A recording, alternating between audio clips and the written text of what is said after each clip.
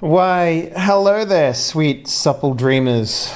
Welcome, one and all, to the very first episode of Die Party Polyrhythm, a Fate Core role-playing experience right here on Twitch. I'm surrounded by people who never gave up on their dreams. And I'm going to introduce them for you, because tonight we're going to do some fucking character creation. And I've never played Fate Core before, so it should be very interesting, given that it is mostly just talking about how cool your dude is. Let's start off with dude number one, the Aussie dreamer, aka the man, the myth, the legend, Doc Gast. What up, sir? That's how me. You doing? I could tell because you said Aussie. Oh yeah, maybe I was talking away. about myself, man. Come on. Hi, I'm Doc. I'll just be quiet. I've been pretty good. Playing shitty video games. Yeah? And What, like what? Watching Give me other an people idea. play shitty video games. What shitty have you been playing? I've been playing a bunch of Caves of Cud. So Oh good. yeah, It's such a painful game. But It does. It's so good. It is painful, but at the same time, it seems really cool. It is. It's one of those things where it's very much like the rogue light, really well done. Where it's like, okay, I died, I'll just start again. But that's okay because character creation is cool, and maybe I'll make something good this time. And it'll, no, I died to a cat. Never mind, start again. Mm-hmm. Yeah, it reminds me of Stone Soup a lot, which is a good thing. I loved Stone Soup back in the day. I would never play it again because that game is old as fuck. They did a remake of it. On They Android. did like no, it was. I think it was a DS. They did a port to DS, a homebrew version. Oh wait, good. no, I did play that. Yeah, they put it on like those because I used to fucking pirate the shit out of my DS games because that system was literally shovelware the fucking system, and it was an absolute gamble to like buy games for that fucking thing. So instead of doing that, I just fucking broke my DS and put fucking shit in it, dude. That was the life. Man, you know those old DSs, like the collapsible one, like the super first DS that they released? Yeah. That thing was fucking awesome. I played so much shovelware on that thing. So much. It was great. And I do remember some guy made a, like, you could make games for that thing using this, this crack thing. It was basically just like a DS cartridge that had a fucking, like, SD card slot on it. SD card in the top. Yeah. Oh my god. Oh. God, I'm getting nostalgia for fucking thieving games. I actually owned It's not every even single about game. playing the that I games, just stealing them. Yeah. I mean, I haven't emulated. The rush. I haven't stolen games in a long time. I can't remember the I last wish time they did made it Like, easier to get older games, but like some fucking like Super NES cartridges going for $200-300. It's like, what are people? it's like supposed to do buying if they wanna old play a Magic great cards, game? man. You know, like it's not worth it. It really You get isn't. it, and then they go up in value. No, they don't. Hey, these Beanie Babies are gonna make me a ton of money someday. Listen, you should give up the Beanie Babies and go for the Troll Kids. They're the best ones. Oh. Okay, can we make a show with those voices? Because I swear to God. That's actually the main NPC of this game. Hey, I'm the my bad God. guy.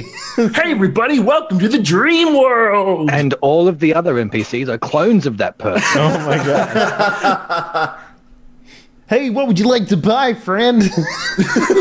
Oh my God. Yeah. I think the only other system that I pirated, my brother managed to buy a Xbox One, like the fat one, and it had a system on there where you could put in a game, and it would just be like, I'm just gonna suck all that goodness out and put it on the thing.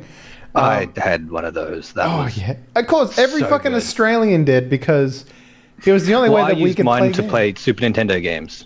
Here's the So I thing, could I play Super remember. Nintendo's games on the Xbox like a boss. I remember going with my brother to the video store, hiring Xbox games, bringing them back an hour later and being like, man, we changed our mind. Well, what we're doing is just fucking copying the games. I remember that. That was my childhood, man. Shit. What else have you been doing, Doc? Anything else? Because it's been a while since we last had you on the show, so... Nothing particularly interesting to anybody, I guess. I keep myself busy. Yeah, nice. Well, with that in mind, let's go on over to our next streamer, Mr. Spooty Tooty Fruity. What up, sir? That is your actual name on the overlay, by the way. I don't know if you noticed. Oh, God, I just looked. Oh, wow. Nice. Wonderful. Yeah. And might I say, it's a very nice looking overlay. Very complementary colors. I very much enjoy I do like it. making this overlay. So Yeah, it looks good. what have you been up to, Breh? It's been a while since I've seen you because the last time I saw you, we were, knee deep in Sin Eaters. So, there's that. Yeah. Oh, yeah. So last weekend was my city's local Comic-Con, so I went to that. It was pretty fun. How big is it? How big is the Comic-Con? Like, do you get people dressing up It's big, small. or is Oh it? yeah, people definitely dressed up. There were a lot of people cosplaying. It's only the third year that they've done it, so it's still quite small. I But, remember when Australia had its much bigger. first PAX, and then you had like maybe 2 people cosplaying, right? Yeah, no. They had like 2 there people was- show up and cosplay. Can you imagine being the guy, The only the only guy who fucking cosplayed, and your There was cosplay was a- mediocre? Can you imagine being that guy? There was a young kid, probably 18 or 19, and he was there with his girlfriend, and he was dressed as a Big Daddy from BioShock. Awesome. But I mean, it was like, it fucking lit up, and it had like the big like scuba tank front on it, and his BioShock, I girlfriend miss was the what do they call them? The little daughter, Little girl? little Little sister, Aye. little sister. And she had like a big fucking syringe and everything. It was fucking badass. Nice. It was really, really cool. That's awesome. But yeah, no, it was cool. The they had Jim Hacksaw Duggan was there doing a panel from the WWF old school days. They had a couple, I don't know, bit actors from Walking Dead. I didn't recognize them. Zombie I number really 4, everybody. care. Yeah. Hey, I remember you. You were the guy that got hit with the but- shovel. But they did have a very awesome vendor area, with not only selling obviously comic books, but old video game systems. You buy any So porn there? I hear they sell a lot of bought porn. so much Japanese porn, it was insane. I hear that they sell a lot of that. It was crazy. Yeah? It was crazy.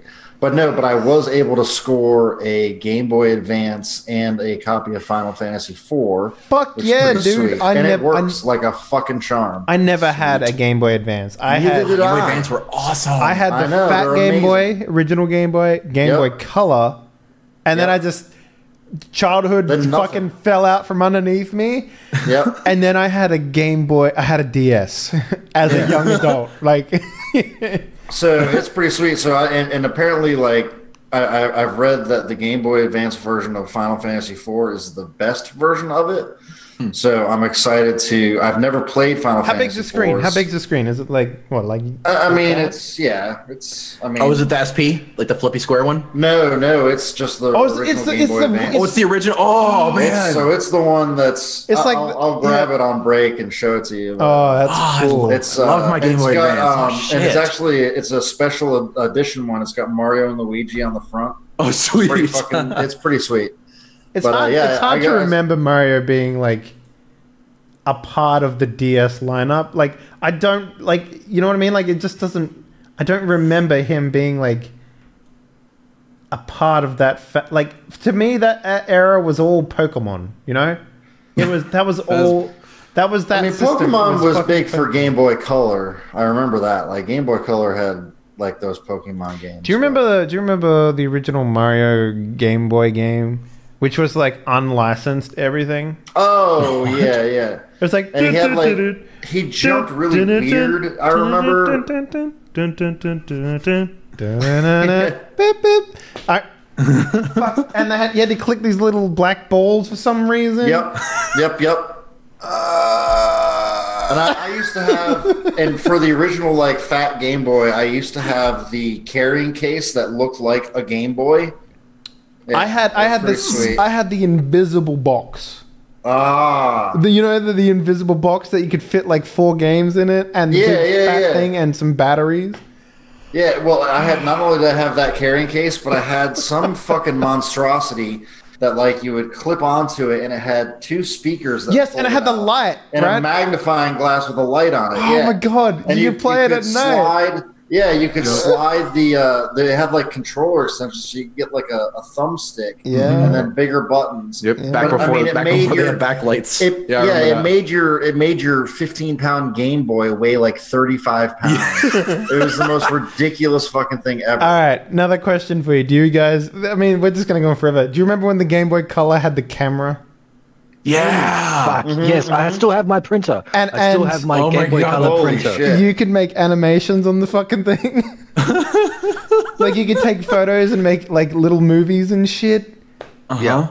That was such a fucking weird game too. You could Everything about that was weird. You could plug your cartridge for the Game Boy Photo into the Game Boy extension for your Super Nintendo and edit and add colors and shit on your TV. Do you remember Perfect Dark from the Nintendo 64 had an ability to take a photo from the Game Boy camera and put it on the face of a bad guy in that game? Do you remember that shit? What? I did not know that.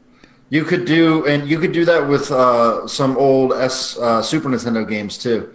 If you had the what the fuck do they call the thing? The game? It was like a cartridge Connection cable thing, yeah. And but it was a cartridge you put in the top. And Yeah. it had a spot where you could stick Game Boy games in it. Yeah. Super Game Boy. Yes. Super Game Boy. They call and it. you could play Pokemon on it. Yeah. On the You TV. can play pretty much anything. You could you put Pokemon in Pokemon Coliseum via that system, and then you could play them. Yeah. And it would be like you would play Pokemon whenever you got into a battle. It would be the Pokemon Coliseum 3D shit. Yeah. It's so crazy how like all the old peripherals and stuff like that, like we just don't see that anymore, man.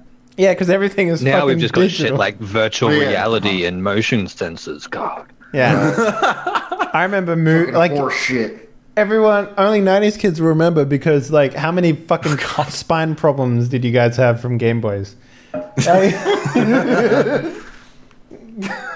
Just punched over it. Fucking. Oh god, I remember that shit. Anyways, holy fuck, that was a trip I wasn't expecting to take.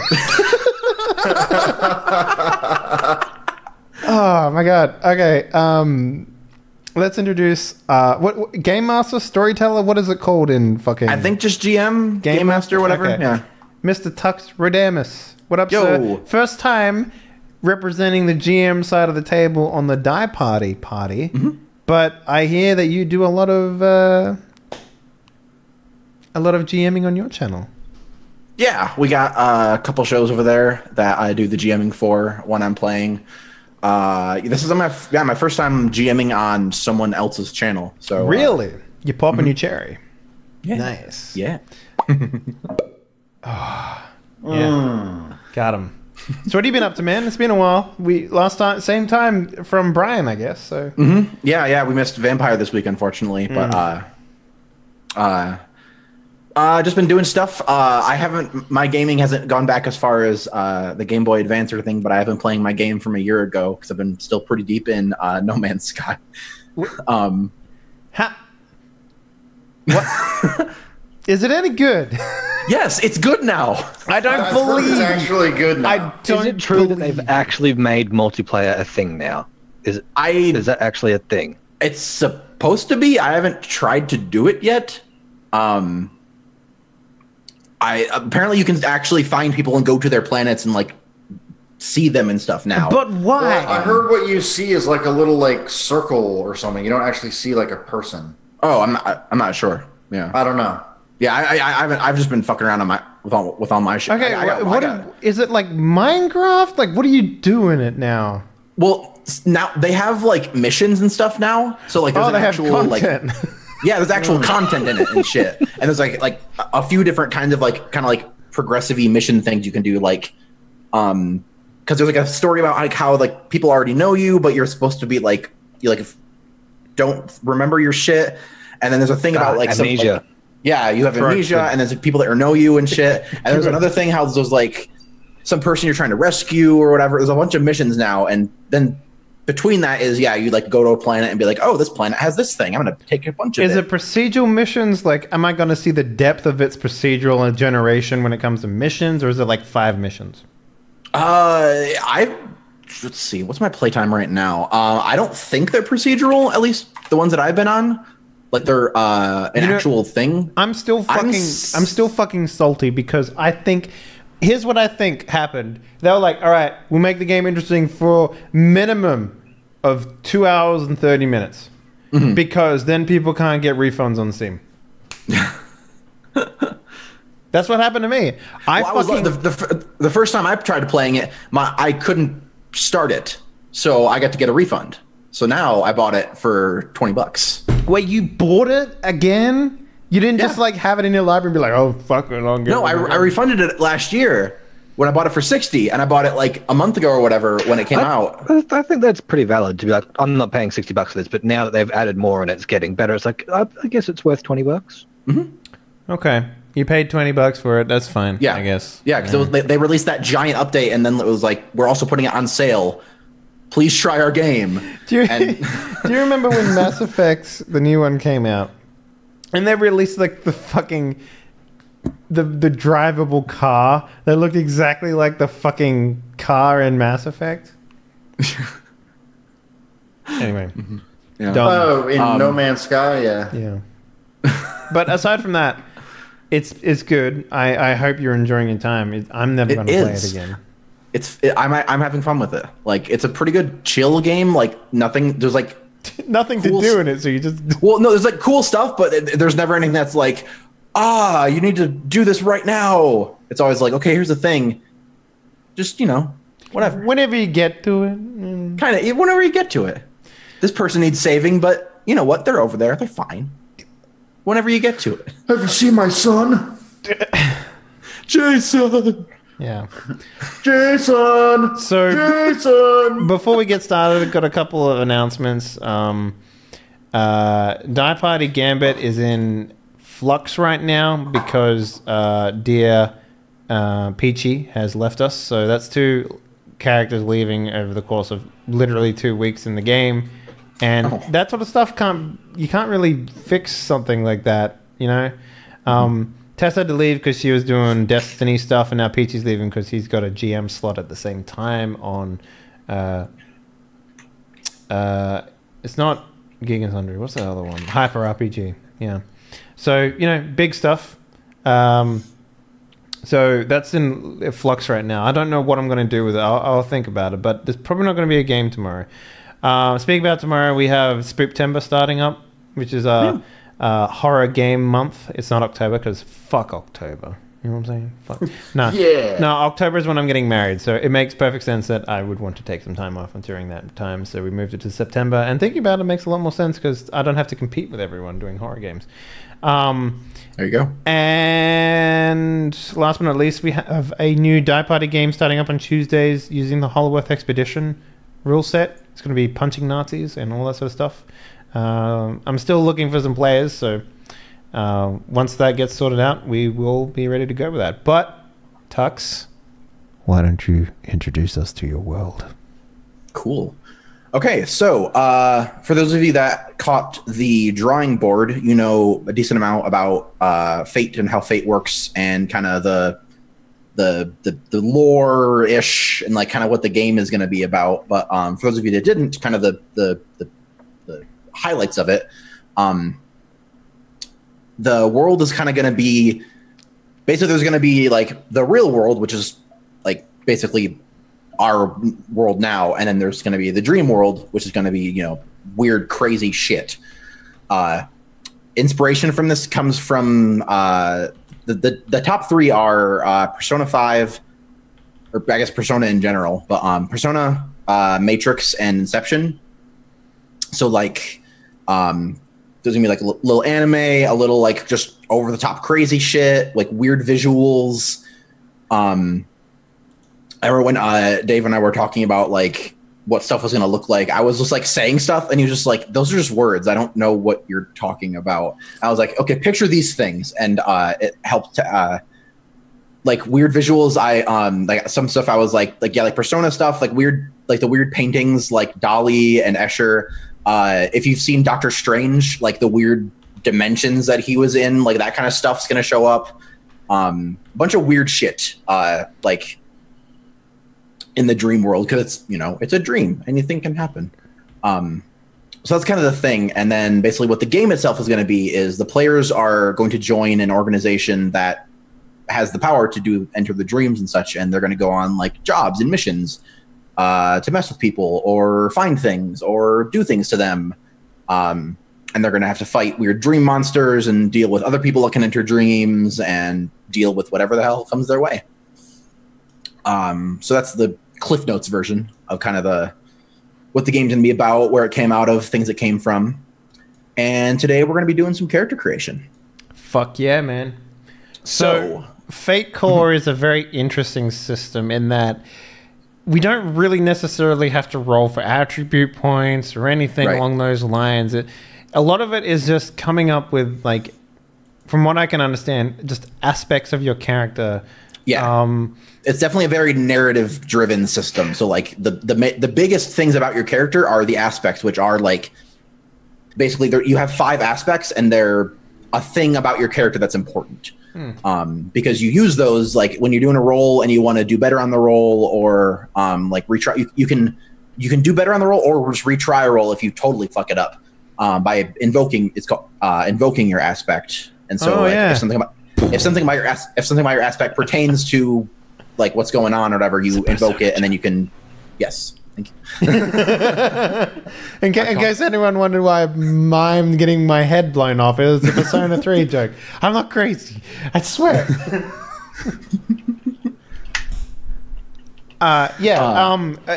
My first question though is, like, are we doing anything new or particular for this game regarding aspects for powers or anything like that? Yeah, one of your aspects is I'm not sure if the stream can see it, but I've kind of outlined. They can't? No, they can't. Okay. Well, for the players, I've outlined character creation kind of on the Roll20, and so one of your aspects is going to be, like, basically your power, and it'll be, like, kind of what it is, and, like, just basically kind of like the other aspects, a thing that describes it and that you'll get to invoke. Using your power is you're basically just going to be able to use your power for free, and then the aspect you can still invoke like regular if you want to do better on a roll or something. But yeah, the power is going to be very similar to the rest of the stuff in the game, very narrative. Like, if you have the power to shoot fire out of your hands and fly around and shoot fireballs and shit, like, there's never going to be like, I'm going to cast the fireball spell. It's just going to be, I'm going to make a big fireball and throw it at this 2-headed dragon monster. And it's like, okay, cool. Sounds like you're shooting at him. So let's roll your shoot with your power. Okay. And so, like, that'll be a thing. Okay. All right. Interesting. Well, I mean, let's, I guess, get started with it, huh? Cool. So. Yeah. So, very first thing is mechanic. I guess mechanic character sheet wise, the first thing, like, you can come up with, like, name and description and all that too. But the main thing is the first aspect, which is called, like, your high concept, which is, like, the thing that your character is, like, your character's main jam. So, like, for instance, in the book, let's see, you can take the idea of your job, like lead detective, knight of the round table, low-level thug. You could throw something else in there, like despicable regent of Riverton, reluctant lead detective, wizard private eye. Okay. Like the sentence that describes your character is basically what the high concept is. Right. Does anyone have anything nailed down about their character right now? I mean, I think Brian does. Yeah. Mm-hmm. Well, why don't you start, Brian? Okay. So I guess. Sorry, I just want to jump in before. These are not set in stone. So, like, if you have an aspect that you come up with, like, now, or like in like 2 sessions from now, it's like, I haven't even touched this aspect even once. Like, we can be like, okay, cool, let's come up with something else that's more fitting to your character. Okay, so aspects is not like, you know. Yeah, it's totally like. Okay. Yeah, it's totally like. Another thing is, you don't need to get all 5 aspects now. You can come up with something in play. There's kind of like things we can come up, like, there's a path to it, but, like, if you're just, if you're like, I'm not really sure about something, I kind of want to feel it out, like that's totally fine too.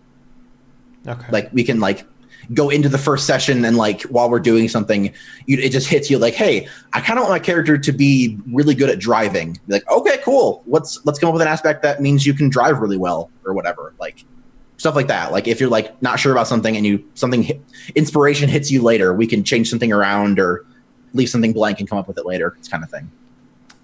Sure. So I guess maybe you might need to help me a little bit with wording my high concept, but the idea behind my character is that she's a very plain Jane, middle-aged housewife. I love that you're playing a woman. All right, awesome. Before we get anywhere, let's hear your woman voice. Come on, you gotta have one. Well, I can't just give everything away now. So. Okay, all right. That was the woman voice. I'm just trying to get there, man. I'm just trying to get there. But I have a very deep, resonant voice, so it should be interesting. No. So she's actually very used. Like the idea behind her is that I want her to be not just a stealthy character, but like a literal master of disguise is like a power, right? Mm-hmm. But she gets that from the concept of in her normal day-to-day life, nobody ever notices this woman because she's literally the epitome of like a mayonnaise sandwich. You know what I mean? Like white on white. Exactly. Yeah, just white on white, plain as shit. Like she could probably rob a bank and no one would even know that it happened. In the lineup, women with brown hair, and then and everyone's like. What's the fucking girl in Arrested Development? Michael Cera's girlfriend, and they're always like, "Who?" Like her. I forget her name. And then, like, all of a sudden, the camera pans over, and there's a girl she's just there, standing in the corner. That is my character. It's a perfect epitome of her character that you literally said. I can't remember her name. Yeah. Who is she? Yeah, exactly. So I guess how would I word that in like high concept? I guess so. Basically, like a good quote unquote good aspect is something that you're able to invoke a lot, like often, like because basically invoking it just means it pertains to the situation in some way, and it's always up to you. It's never going to be like, no, that doesn't count. Like it's basically you just have to justify it in some way. And it also something that can compel you, and basically compel means you get some sort of trouble because of the aspect. So like the best aspect is one that you can that would be able to do it a lot. Like and obviously we don't have to like sit down thinking of the perfect one, but like so I would like something like Mary Jane. Like something like plain Jane housewife or like is she also like or when you described her character in text? I got the idea that she was also a bored housewife. Yeah, I was just about to say that. Yeah, maybe even like bored housewife could be a good one. Like but how is that something that I invoke though? Like that's what I don't understand. Like that's I invoke my boring like power. For example, the way that they describe it in the book, and I don't, if you don't mind me explaining here, Tux. Yeah, sure. The way that is described, like for example, wizard. What was the wizard one? Wizard Private Eye. Wizard for hire. Wizard Private Eye. Right. Whenever you need to invoke an aspect that relates to you being a detective or something like that, you can use your high concept aspect in that situation. Or if you need to reinforce something that you're a wizard, you know, people should know about you as a private eye wizard. Like you should be able to stand out. And you should you can be very liberal with your like invoking your aspect. So like you're bored, like so. Bored, there might be something better than bored housewife to make it more distinct.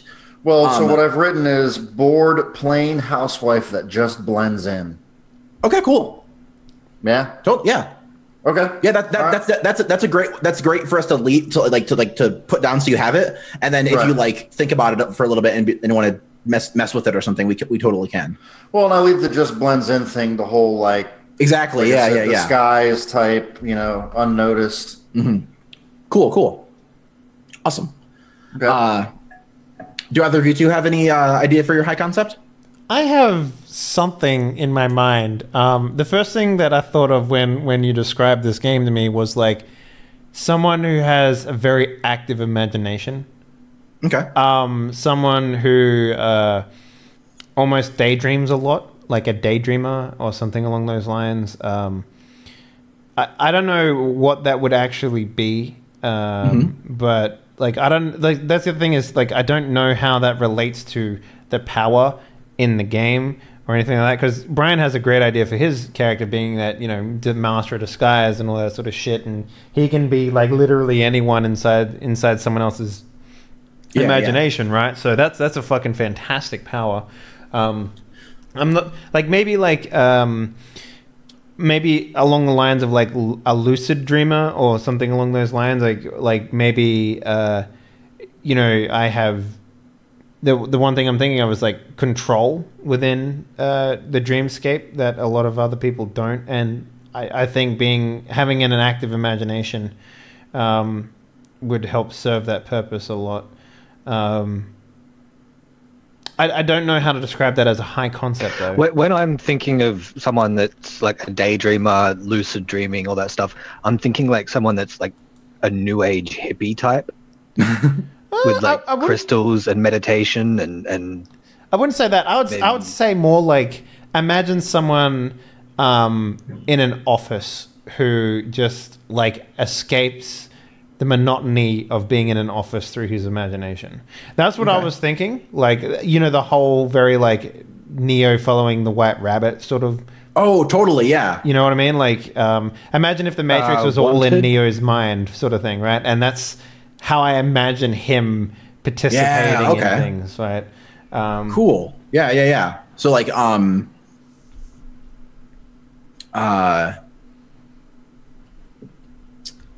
know what I mean? Like that's very hard to like put down in like 4 or 5 words.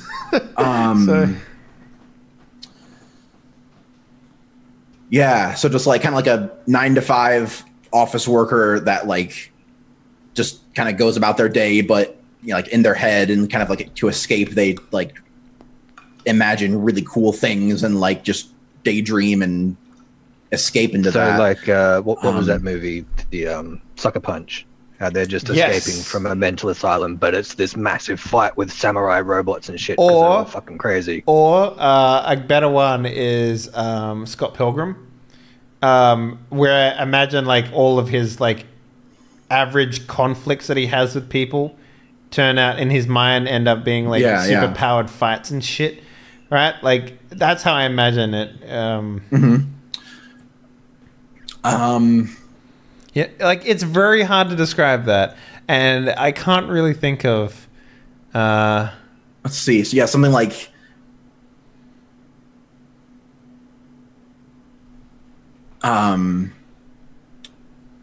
I guess like the initial might be like daydreaming office worker, but then we can kind of like extrapolate that to something like more invocative. Like if you want to specify what kind of worker you are, or like change daydreaming to something else, or like like who dreams for more, or something like that. Yeah, daydreaming office worker. Yeah, that's definitely a good one to like put down so you can kind of have it there. Okay. And then again we can work on them or change them around if you want to, or if that ends up working really well, we can leave it. Sure, yeah. Cool. How about you, Doc? Do you have a high concept in mind? I was thinking something along the lines of a journalist, a globe-trotting journalist, someone that goes to basically really shitty places.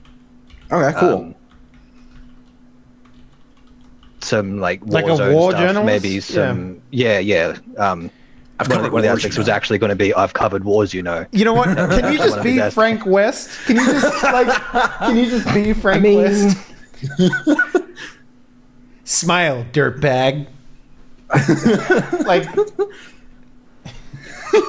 You could do that, I guess. No, I'm not going to be Frank West. Be Frank. Cool. No, yeah, I like that a lot. Like kind of like a journalist that do that to like expose shitty stuff, or like he goes around to like shitty countries in like South Africa and everything, Middle East war zone areas, gets in trouble a lot with corporations. He has a bad habit of going into places he shouldn't. Yeah. He's the type of guy that like goes undercover in a chicken farm to like report on the cruelty of look like, how fucked up these chickens are, Yeah. and then he gets beat up by farmers. Yeah, so something like nosy reporter or like nosy journalist or something like that would be like cool. What would your power be? Like what were you thinking? Well, he kind of gets in everywhere. That's kind of, I was thinking somehow I could work that into it. Wherever it is, he gets into it. Like, or maybe along the lines, war zone, and he'll find a way in. Maybe it's along the lines of like exposing people's problems or something like that as well. Like that's not a bad one for a phone. Or like exposing their weaknesses. Yeah, that works too. Yeah, you could have like a weird super camera in the dream that like analyzes shit. Yeah. It puts a big glowing red spot on the weak spot. Yeah, or like Turns it into a video. you could get like points, right, for how erotic an image is. You know, like that could. Oh my god. Your power is Pokemon Nice. Snap. Yeah, dude. There was no erotic images in. Okay, well maybe there was a couple of erotic. Have you images never in seen that animation? Right. Have you never seen that? Oh my animation? god, that's so You know the one I'm talking about, right? yes. Yeah. Yeah, work it like you're selling diamonds and pearls.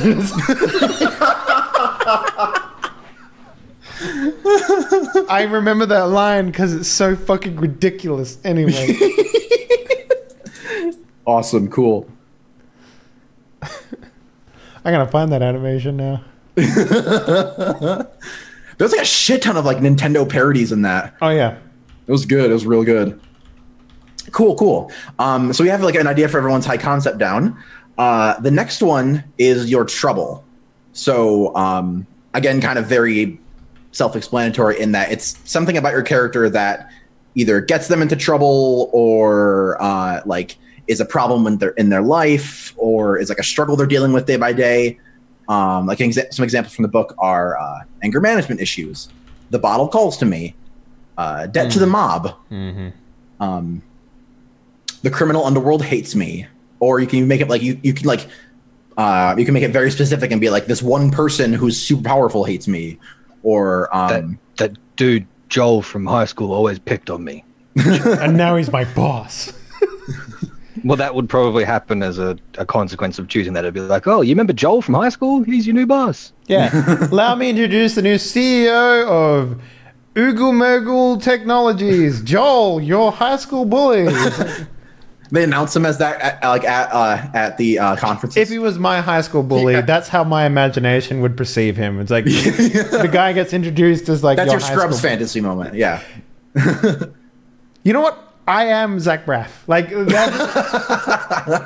Can we just The get stranger concept is Zach Braff. Zach Braff? Zach Braff from Scrubs. Now that I think about it, that is basically a much better analogy than what I said of Neo. But yeah, Zach Braff. Oh my god, Yep. it's perfect.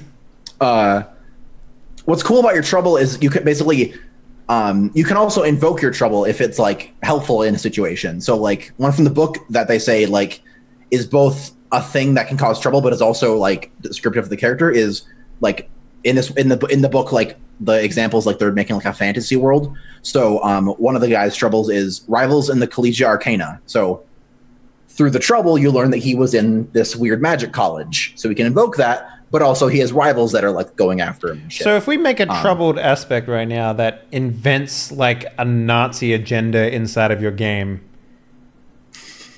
like do you have to roll with creation is world building. It's all tied in together. If you come up with something in like a whole thing, we can figure it out and say what that means. Totally. Nice.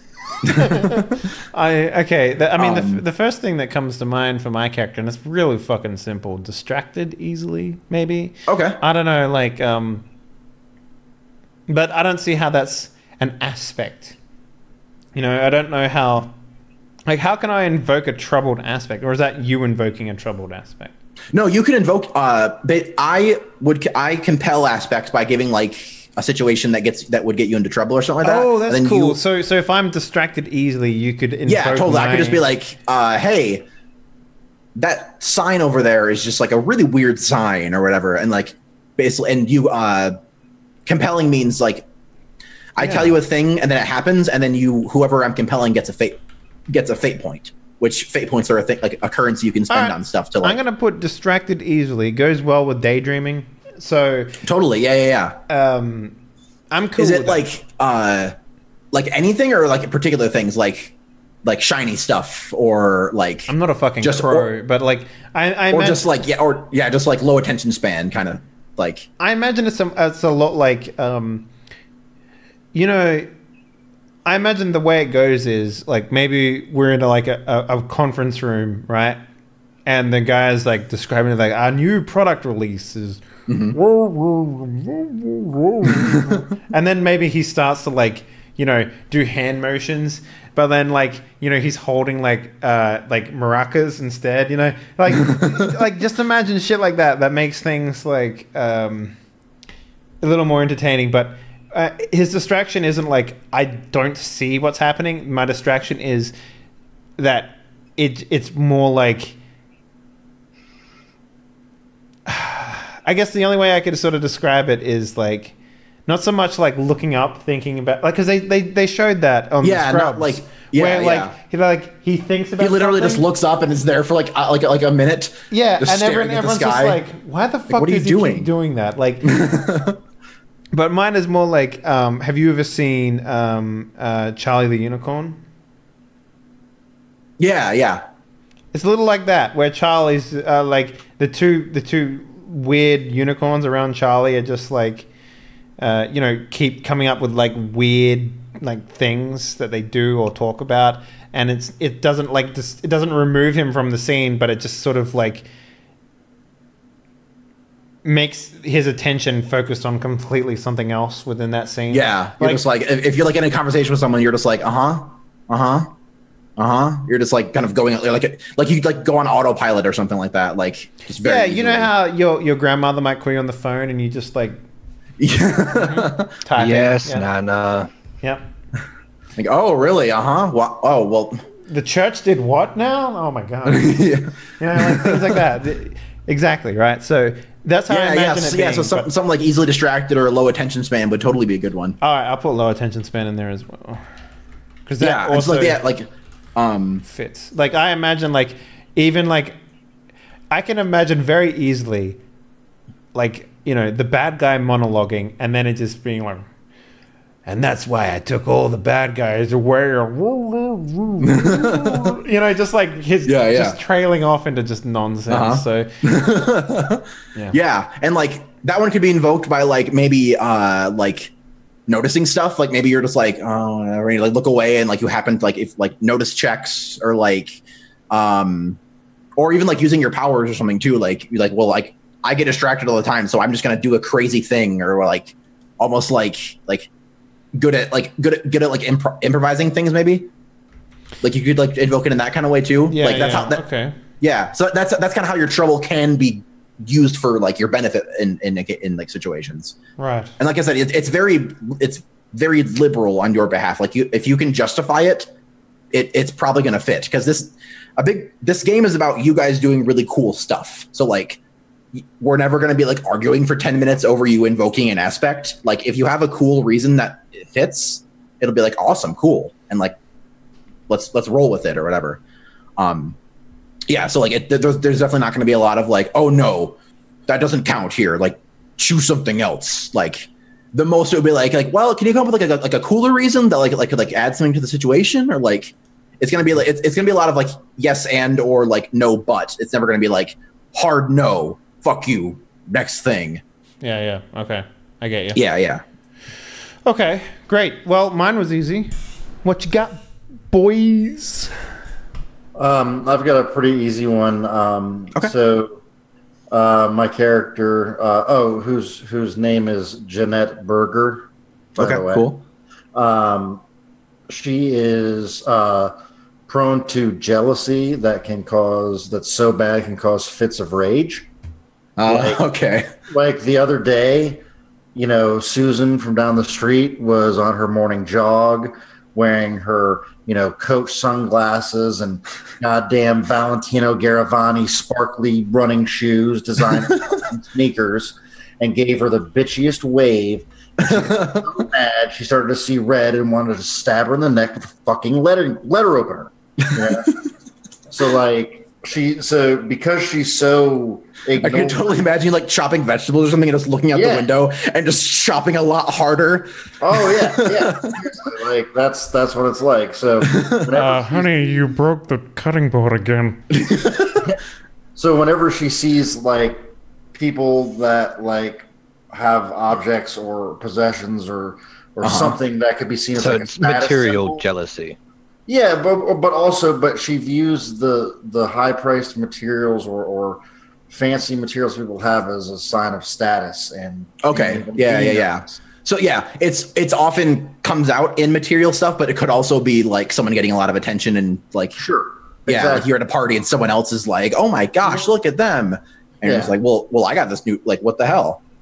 So for my trouble aspect, I'm going to write jealousy that leads to extreme fits of rage. I like your character already. Okay, sweet. I like her too. Awesome. And how about you, Doc? You got a trouble in mind? I think so, but I'm not sure how to make it work. Mm-hmm. I was thinking something along the lines of basically a lot of high-profile people know me and don't like me because when I show up, problems tend to become public. Okay, cool. Like a paparazzi sort of thing? Yeah, I'm like a known. Nice. Imagine if you worked for a big corporation and you suddenly see fucking Michael Moore walking in the door. It's like, oh, Yeah, shit, yeah. Here we go. Like, oh fuck. So It's like one of those days. Yeah, totally. I like that a lot. Like you're like so like something like something about your reputation or something like that. Like something like that's why I can't think of a way to word it. That I'm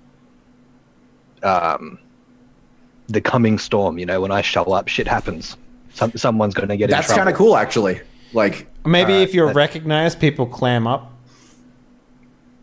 It's harder for people to do that. It's harder for you to expose things about people if you're recognized. Yeah. And actually, the coming storm is a really, really good way to just because like with that you can also invoke it as like I know this is gonna be trouble, but I'm doing it anyways, kind of stuff. Like and then also people see the coming storm and are like, oh shit, we gotta get the fuck out of here. Like that's definitely a good one that has a very clear path for both to be invoked or compelled. So yeah, that's a really good one. Cool. I like that. Awesome. So the next three, well, in normal Fate, kind of the next three are very tied together with yourself and the other characters. I'm taking one out of that. That's going to be like explicitly your power. But then we're still going to be two that are kind of like. So we get total of 5 additional or only 3 extra? You have a total of 5 aspects. Okay. All right. Yeah. So number 3 is in the book, it's like your first adventure. But since we're kind of doing like a normaler kind of thing, I'm basically the prompt is something that changed your life. And then like basically like an event or like something that happened or like basically something that happened in your life that is driving you or is like change something about you or something like that, and then we come up with an aspect from that. So okay, like in the book, the first adventure one, Like this one's is I owe old Finn everything, and so like the story is like they got in trouble with this gang and like we're about to get killed, and then this old dude saved their life and took him in, and so like it connects them to this NPC and like gives them a connection to this backstory kind of thing. This one's of like kind of like tossing in like it's both giving you an aspect and also giving you like something in your past or like part of your backstory kind of getting filled out with it. So yeah, it's very like, basically like an event or something that like was like really big in your life and like changed you or like defines you in some way. Okay. So like if like you've had some big trauma or like you were inspired by something that you saw or like you did something you regret or yeah, like anything kind of big in your that could happen in someone's life could fit here, and then we can come up with like an aspect that would like result from that.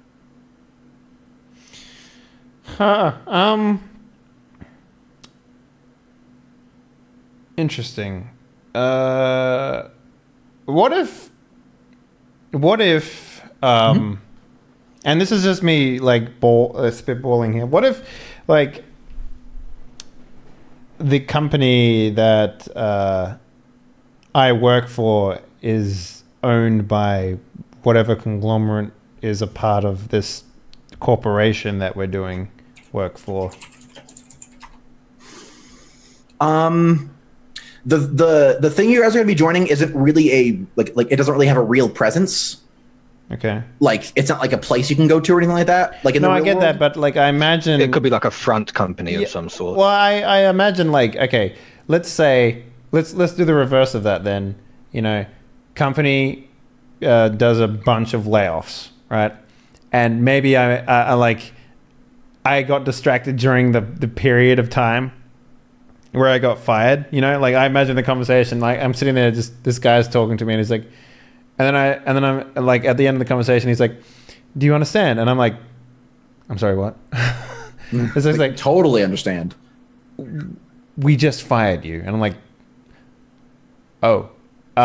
You know, and I imagine like looking through like, you know, help wanted ads in like a paper and just finding like this little tiny ad. Like I imagine him going everywhere, putting in his resume everywhere and just not getting any results. And then this little tiny ad in the paper, like just like tiny, like the smallest one that you could possibly buy. Help wanted, must be creative was the only thing that was written on the help ad, right? Because I imagine that's sort of what they're going for, right? A little bit.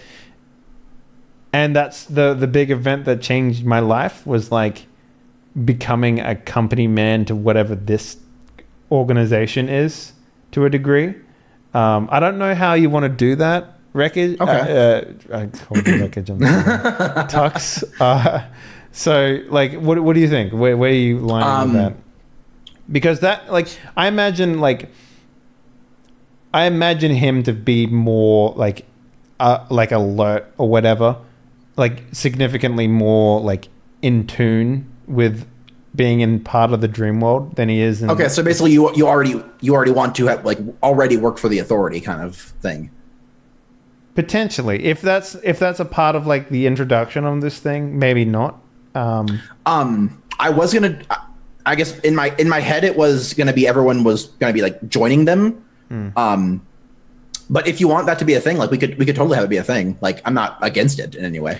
So what? Let's see what everyone else says about something that changed their life, because that's the one thing that I can think of. Because otherwise, it would like he's just I just see him as like 100%. Kind of like see what he's saying. Like his life has been boring.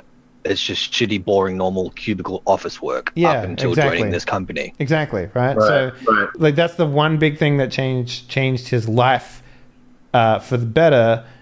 That he was like super stoked about, and you know, finding a home, and maybe that's like, if you want that to be like as an aspect or something, right, Tux?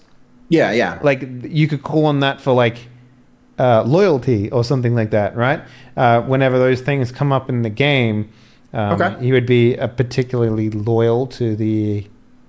Maybe so. Yeah. So maybe something like the authority saved my life, or like the authority gave me the authority gave me a purpose or something like that. The authority was my true calling. Yeah. Kind of reminded of Hellboy. The agent duty was just like a normal office agent. All he did was sit behind a desk, and then he shows up at the sanitation department, and it's like, oh wow, monsters and demons. Yeah. My world changed. Oh. Yeah, he gets assigned to Hellboy, and then kind of changes, and is just like, no, yeah, this is I was supposed to do this. Yeah. Cool. Yeah. No. Yeah. We can definitely roll with that. Okay. So the authority. What did you say before? The authority. It was something really good. The authority gave me purpose. Okay. Or yeah, I think, and then you're like either the authority gave me purpose. The authority is my true calling. The authority is my true calling. There we go. Okay. Oh no, gave me purpose, because that might be interesting dilemma later on if there is actually a true calling, but the authority awoke me to this. Yeah. Yeah. Cool. Okay. Cool. Awesome. I like it. Cool. How about either of you? Doc, you want to go? I've got something, but if you want to go, You go. I'm okay. thinking. So You go. No, you go. No, you go. Damn it, I'm being hang up polite. first. okay, so a few years ago, Jeanette was coming home from running some errands, and the mail's been delivered. Grabs the mail, and there was a larger envelope in there than normal, and on the front of it, it said. Sweepstakes grand prize winner, and she was amazed. She was like, "Oh my god, I've never won anything in my entire life." So she rushes in and throws the dry cleaning on the console table by the door when you walk in the house, and rushes into the kitchen, grabs the letter opener, rips it open, and there's this whole long thing. Miss Berger, you have been selected out of a pool of thousands of applicants that you have now won a 7-night cruise from a port of your choosing to the Bahamas, all expenses paid for you and a guest. All you have to do is fill out your personal information, answer a few questions, and the trip is yours. So she's just amazed, right? What's your name?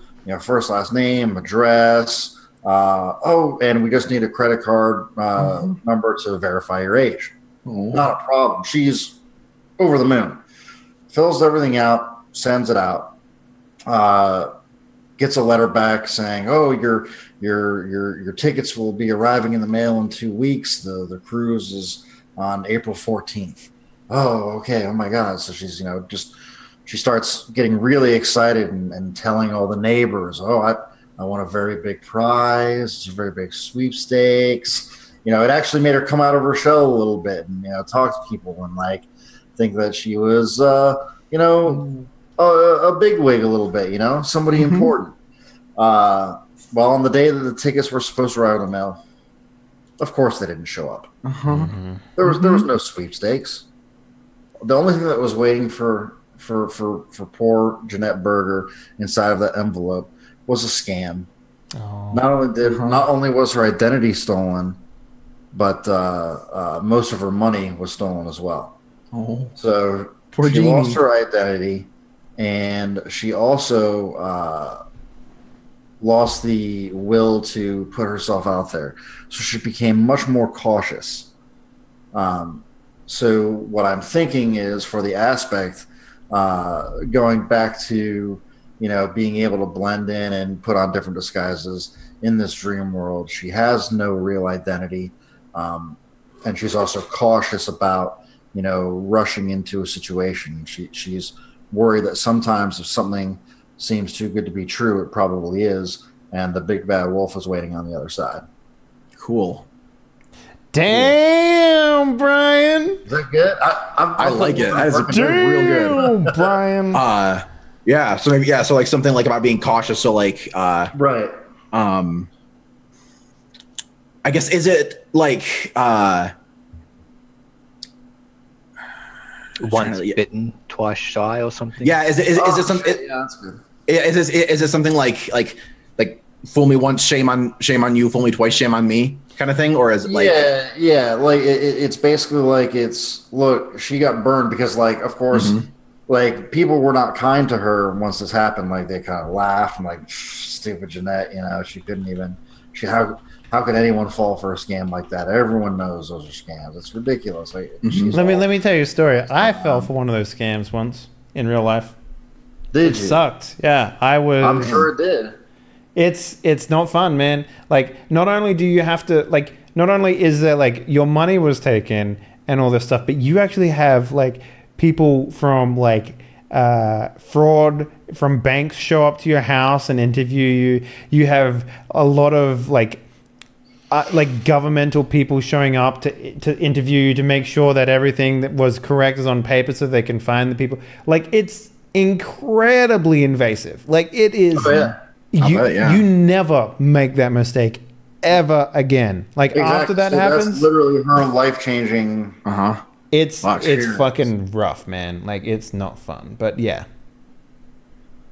So I guess for the aspect, I could say something like no identity and never rushes in. Or how does that? Yeah, something like something like one of the what are they called?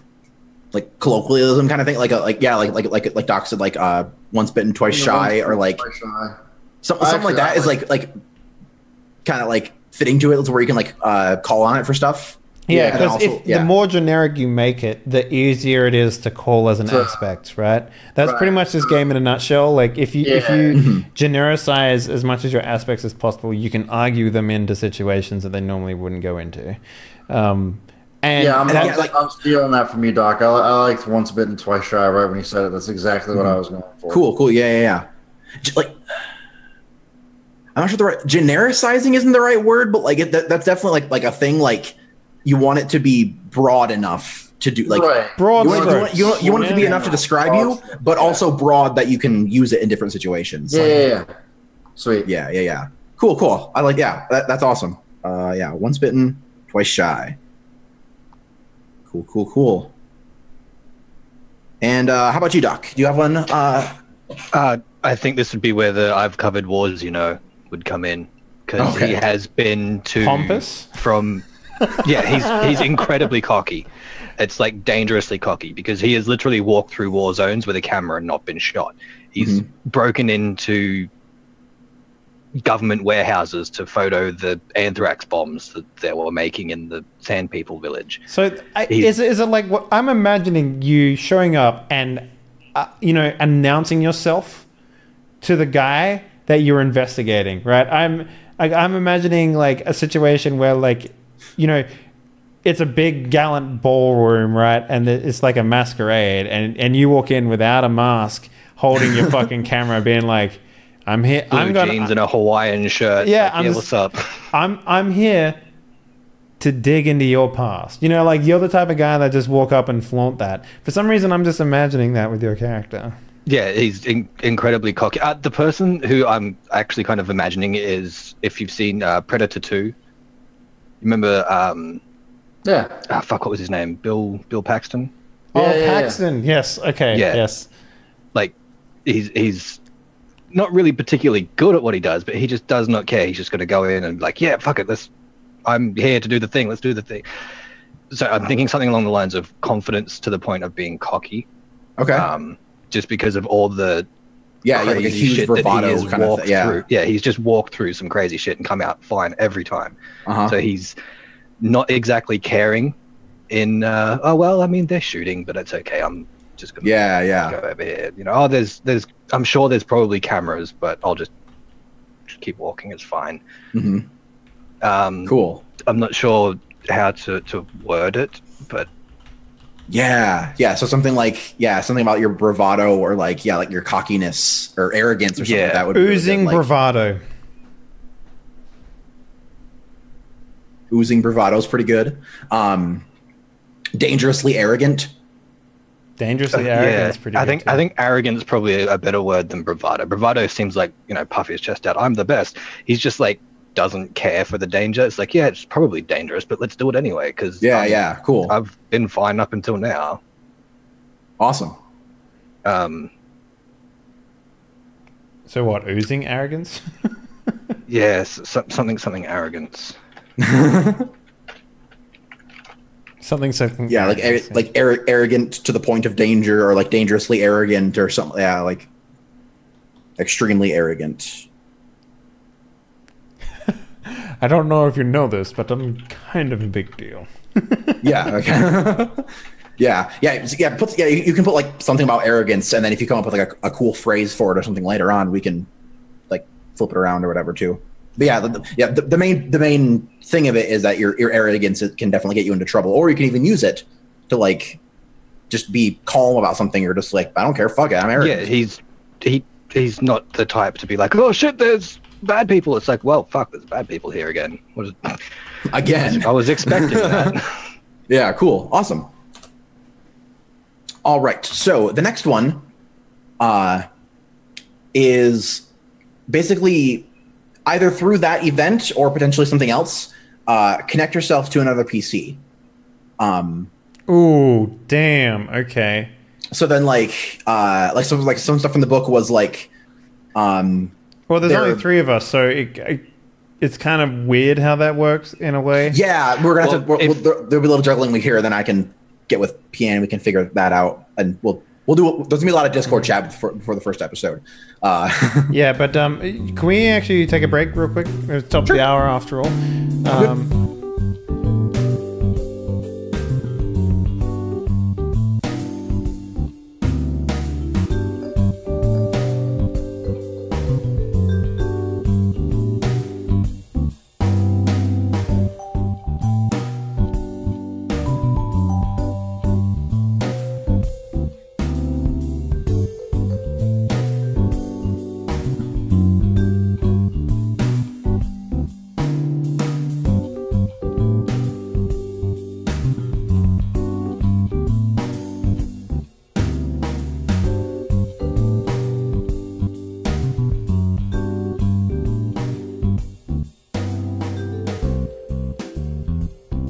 So now that we've all peed and pooped and done our things, Yeah, I pooped so hard.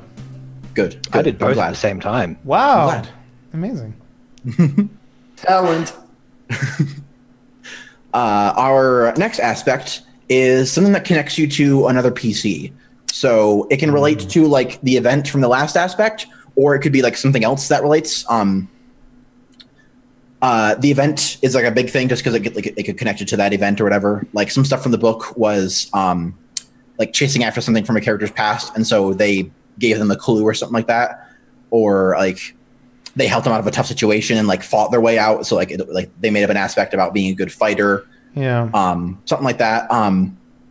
So the one thing that comes to mind in terms of connection is either I get swept up in the sweepstakes as well, but I don't want to take that away from Brian. So maybe Brian and Doc, you investigate the same place that... So actually, I was thinking that since if Doc's character is like a famous reporter or you're like a well-known reporter, basically, like people know about you, right? Yeah. So I was thinking that maybe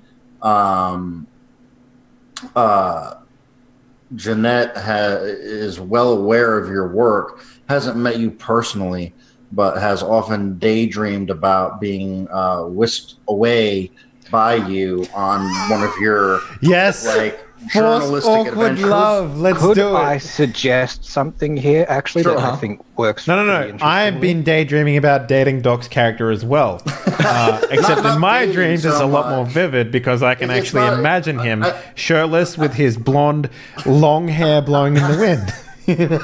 And it's not so much as like a romantic thing, but romantic in the sense of romantic adventure, not romantic. Yeah. But Oh, come on. There's a scene But when Doc, you're both what- on a rickety boat and it's slightly rocking and there's a candle blowing and you two are just fucking It's like The girl. yeah. Come Making on, babies. The girl. Yeah. What were you thinking, Doc? Right. So I've got an idea of something that could actually tie all three together. So Henley's character used to work at a faceless corporation. Yeah, it's actually called Faceless. The insurance corporation is company called Faceless. That it could be like some kind of insurance company that investigated. We here at Grey Blob like to pretend that we care fraud. about human relationships, but in reality, we don't. We just take them for their money. Huh? Yeah, no, not like that, but yeah, you get the idea. No, yeah. So maybe the corporation that Dave's character used to work for, like, did some of the investigating when the scams were going on. Maybe And- that's why they had to like- fire a bunch of people. Who knows? And that could easily lead to a connection for me to. I was also investigating this group because it was, I don't know, fucking Al Qaeda or something that was stealing credit card information. Hello, you shit, have like- one ship trip. It's like, oh my god, I want a ship trip. Oh yeah, so like it wasn't just like, oh, we're scamming to take money. It was like they're little like funding something that was like super bad. Yeah, it was. Well, Okay. I mean, a lot of those things are the money does go to. Maybe I was working for the Shitty corporation places in the end. that was, Yeah. So did you like interview one of the other characters or something, or like or just you were just connected to the case in some way? Yeah, like I could have. It could have been that I was investigating everything around the company involved. The group involved in the credit card fraud, which could also have been being actively investigated by some kind of fraud insurance company. I don't know what you'd call it, which is where Henley used to work. Cool. That's pretty cool. Doc. Yeah, I like that a lot. Doc investigated the fraud. I still want you to take me on one of your adventures. I mean, it's a dream. Anything can happen. on a scale, on like, give me a degree of angles of how square your chin is, Doc. Your character's chin. Like, how manly is your chin? Like, I imagine your chin is got to be like fucking, yeah. Could Jeanette use it as like a cutting board? Could Jeanette use it as a way to recarpet her house? There we go. The corners are tricky, I hear. Not if you have a 90-degree chin. Gotta jam your jaw right down into the carpet. Just do it. Don't ask questions. Awesome. Cool. So which one are you thinking you're going to be like? Because do we have to? It's one other PC, or is it like all? Can we like have like a? It doesn't have. It can be like basically the whole the idea is to like form at least some sort of connection and then come up with an aspect out of it. So it could be like a connection to multiple PCs. It could be one. Kind of, it just the idea is just make some sort of connection between your characters. Yeah, So so I mean, I can it be can like connect to either of incredibly- you through this pretty Can it easily. be incredibly loose? Because I don't imagine me being able to connect with you ever if you say that you investigated my former employee. Because I imagine it being a massive conglomerate. I imagine that you wouldn't even seen me, and there's no way in hell I would have been able to recognize you. Because, I didn't care about that job too much. It can be very loose, yeah. Like it doesn't have to be like you guys met up and did something together. Like it could just be like you were both involved in the went same to thing. the same coffee shop once. Excuse me. Basically big enough to make, or at least descriptive enough that you can make an aspect out of it, and then some sort of connection, basically, yeah. So like investigating the fraud could be an aspect of I'm drawing a blank, but like we'll do whatever it takes to get the answers, or like always seeks the truth, or like something like that. Like basically, like some sort of connection, and then we come up with an aspect out of it.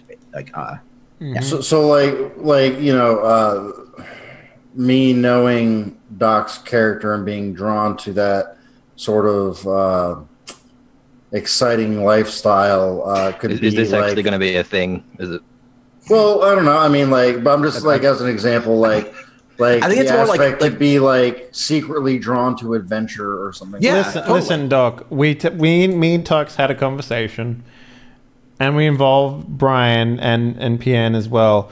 We're just building a harem for you of people that you can spend fate. The twist is this is actually a harem anime. It is, yeah. And you're the main character. They're always the best. Yeah. Yeah. So that's what this is. Yeah. No, but Spoot, I like that idea. Like, basically, your connection to Doc's character is like reading up on his work and doing stuff, and just like you're more like it's not that you're like in love with him; it's you're in love with the idea of him.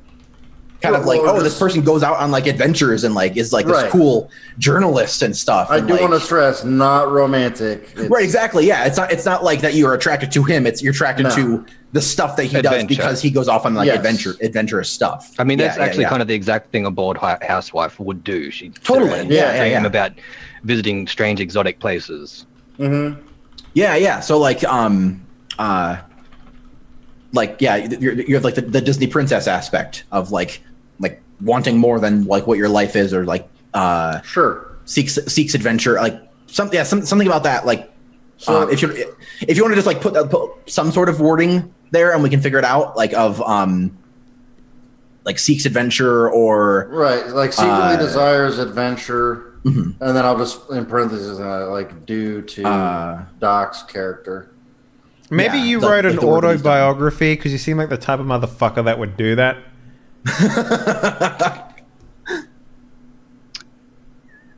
What? Yeah, that could. And you read the autobiography. Yeah. Oh shit. And you you fucking like embellished everything because you're the type of motherfucker to do that. And maybe when you meet in reality, you are very disappointed in that fucking what you made. You will be. You know what I mean? Like, that's so good. That's really fucking good, actually. Yeah, you just romanticize the shit out of your stories, then you actually meet up and it's like, oh, you never meet your heroes. You love, that's great. I like that. That's good. I like that way too much. I'm also gonna write in parentheses, never meet your heroes. Yeah. That's really good. Never meet your heroes is actually a really good aspect. Yeah. It's got to have a catchy name to it. That's the trick. Right, that's the trick. It has like catchy names, or the catchy names are the core. Shit, I don't know. Yeah. So like maybe your company was involved with something like. I really like the idea of being tied to Janet. Okay. Because I like the idea that she thinks her life is really dull and boring. But in reality, there's so much going around her that she just was unaware of, you know? Like, maybe for instance, like, we used to catch the same bus literally every single day together or something like that, and we never spoke. Cool. We never spoke whatsoever. You know, I imagine for some reason, like, Brian, what would Janet be doing on a bus or public transport or something like that during the day? Does she have a job, or does she like... No, she doesn't have a job. I mean, she would be... Why would she be on public transport? Like, I imagine here's what I imagine, right? Every day I go to the job, right? Like, super early in the morning. Like, I have to get on public transport at like 6 or 7 in the morning sort of thing. And I imagine, like, I'm at the bus stop, and then every day you walk up and sit next to me at the fucking how about this bus stand, and we never talk whatsoever. So at your bus stop, or right at your bus stop is located Jeanette's favorite cafe, and she loves to get her coffee and her croissant with no butter, no topping, nothing special on it, just a plain croissant. You fucking boring bitch. Every day. But every day she gets it, doesn't notice you, but for whatever reason you notice her. Oh, I see. Now the harem's about you. I don't like how this is going. That's right. You see how the tables have turned. Yeah, and I like to romanticize you as being like this fucking... like amazing off-duty supermodel. No, not really. But you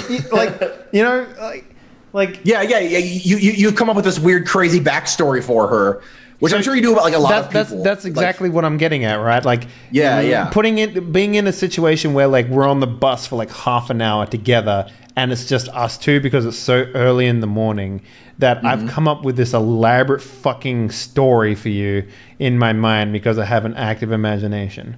You know? I was trying because like so Jeanette's a housewife, so she has like a little sedan that her husband has bought for her to run errands and take care of stuff during the day. So I don't know how she would be on like the bus.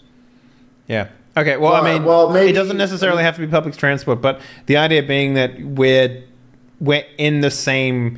I mean, it could just be a coffee shop or something like that. Like I go there early. Being the cafe is like a really good one. Like you always we get breakfast at the same place every day. Yeah. And it's like because I have a stupid monotonous office job and you're a bored fucking housewife who has a routine, we just happen to be in the same space for like 20, 30 minutes a day, every day, crack a fucking dawn, like I like it. And the reason I came up with this is as well because when I was working in Australia, I used to go to work super early in the morning so that I could do business with America. Right? And I imagine that's sort of what is happening here. And every day I used to go to a fucking coffee shop and it would be the same fucking coffee, like the dude, the same people every time. Barista. Like there are morning people. There are morning fucking people that show up at the same spot, and because we're creatures of habit, you never notice it when there's so many people walking around. Oh, totally. But if you go early enough, you will see the exact same fucking people. And you will never talk to them. Right, and that's why. You meet the one that does try to talk to you, and you're like, "Dude, you're fucking weird. Stop talking." Dude, it's like 5:30 in the morning. What the fuck are you talking to me for? Get out of my face and give me my hash brown. Yeah. So awesome. That's what I imagine. But how do I make this work? Yeah. So I guess like what. Out of that, like what sort of like thing do you want? Like that you like pay attention to details, or that you maybe like over exaggerate? Maybe like something about spotting a face in a crowd, maybe? Ooh. Because really with my character, she blends in, so for you to be able to pick her out in a crowd could be turned into something pretty good. What about something like everyone has a story? Everyone has a story. That actually blends into your daydreaming as well. Like you just pick random people and invent these amazing backstories for them. And I don't know how that will work in a fucking dream, but I imagine if I so here's what I'm thinking, right? This is why this works, because I'm thinking, right? Everyone has a story as my aspect to connect myself to another PC, right? What if in the dream when I'm doing my powers, I can give just a blank faced dude and just invent a fucking humongous backstory for this dude as part of my power? Because being like a dream crafter or creator, whatever the fuck we want to call the power. But the idea being that I can make an important NPC out of literally this glob of like background character. Make him super important. Like this is the guy that has the key that gets us through this door, sort of thing. And here's the reason why he has this key, right? Like that's how I imagine this working as an aspect. Cool. Yeah. Anyway, yeah. Everyone has a backstory. Yeah, everyone that's cool. I like it. So then Henley and Jeanette went to the same breakfast place. Dream director? That's perfect. A long ass time. Yeah. Like, because she was super bored at home, so her breakfast routine was just like, I'm going to slowly dip my tea bag in and out, in and out. And I came up with this fucking story being like, she once dipped her tea bags too little in her tea, and then the rest of the day because she's super fucking like luck based. Like she rubs her crystals every morning or something. Like some fucking elaborate thing about some how weird, she's crazy like, shit. she has like a magic routine that she does or something. Like she's a sorceress. Awesome. Cool. Yeah. Yeah, I like it. And then Doc, for the whole like investigating the fraud, do you have a aspect for that?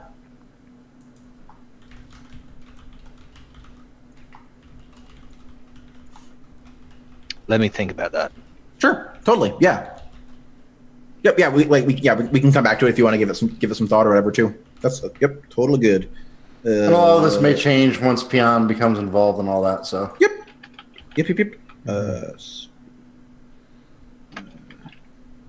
Red Doc's autobiography. Cool. All right. The last aspect is basically the one that is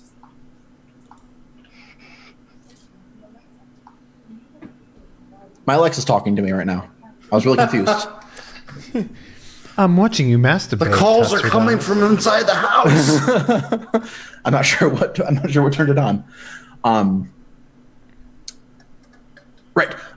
So the last aspect is basically what gives you the ability to use your power. It's going to be just an aspect that says what you can do. Dream Director. Mine's fucking easy, man. Cool. Nailed it. Doing all this shit, fucking nailed it into the wall. So I did want to part of it. I was gonna like I'm thinking because like everyone is basically going to have the ability to like do like kind of change little things in the dream. I'm thinking you just have like that, but to the extreme. Yeah. Okay. Like, you know, I was thinking that specifically I could like make things super realistic or like be able to like, you know, like make them think that they've been to a whole nother country or something. You know, basically totally. Like extreme versions of being able to change things. So totally, yeah. So like basically like, in Inception, there's that like the one scene where like they're like chasing it like in a staircase, and the guy just makes the stairs go a different way. I was thinking like everyone can like do that to like a small degree, but you could like just make this go to like a mountain or something, like, or you could like take a person and just move them somewhere, or like, yeah, like you're like, that's actually, you're like, everyone else is like a little kind of like almost like a producer that could be like, oh, how about this thing? But you could just be like, no, fuck that. This is true now. Like, yeah, you're very. I'm thinking of like the training area in the Matrix. Where totally, yeah. Like, I need a helicopter. There's a helicopter. Yeah, exactly. Yeah, totally. Yeah, you have like you're like the like Matrix. I think it's shit. Like you just like jump down a thing and like, oh, actually the concrete is now rubber, so you just bounce back up to us. nice. I like it. Yeah, like that kind of weird shit. Cool. Awesome. Yeah. So Dream Director for your the name of yours. Very cool. Thanks, Farrell. You bay. Yeah, she nailed that one. Cool. And then Spoot, you had like yours was pretty well thought out. So did you have like a aspect kind of thing to name it? So basically my ability is very similar to Arya Stark in Game of Thrones, where, you know, she is a servant of the faceless god. So basically it's not going to be as graphic as that. Like, I'm not going to have to cut someone's face off in order to make their identity. No, do it. The way, But you can. the way I envision it is, as long as I see a person, whether they're from the regular world or someone that I see in the dream world, I can seamlessly assume their identity.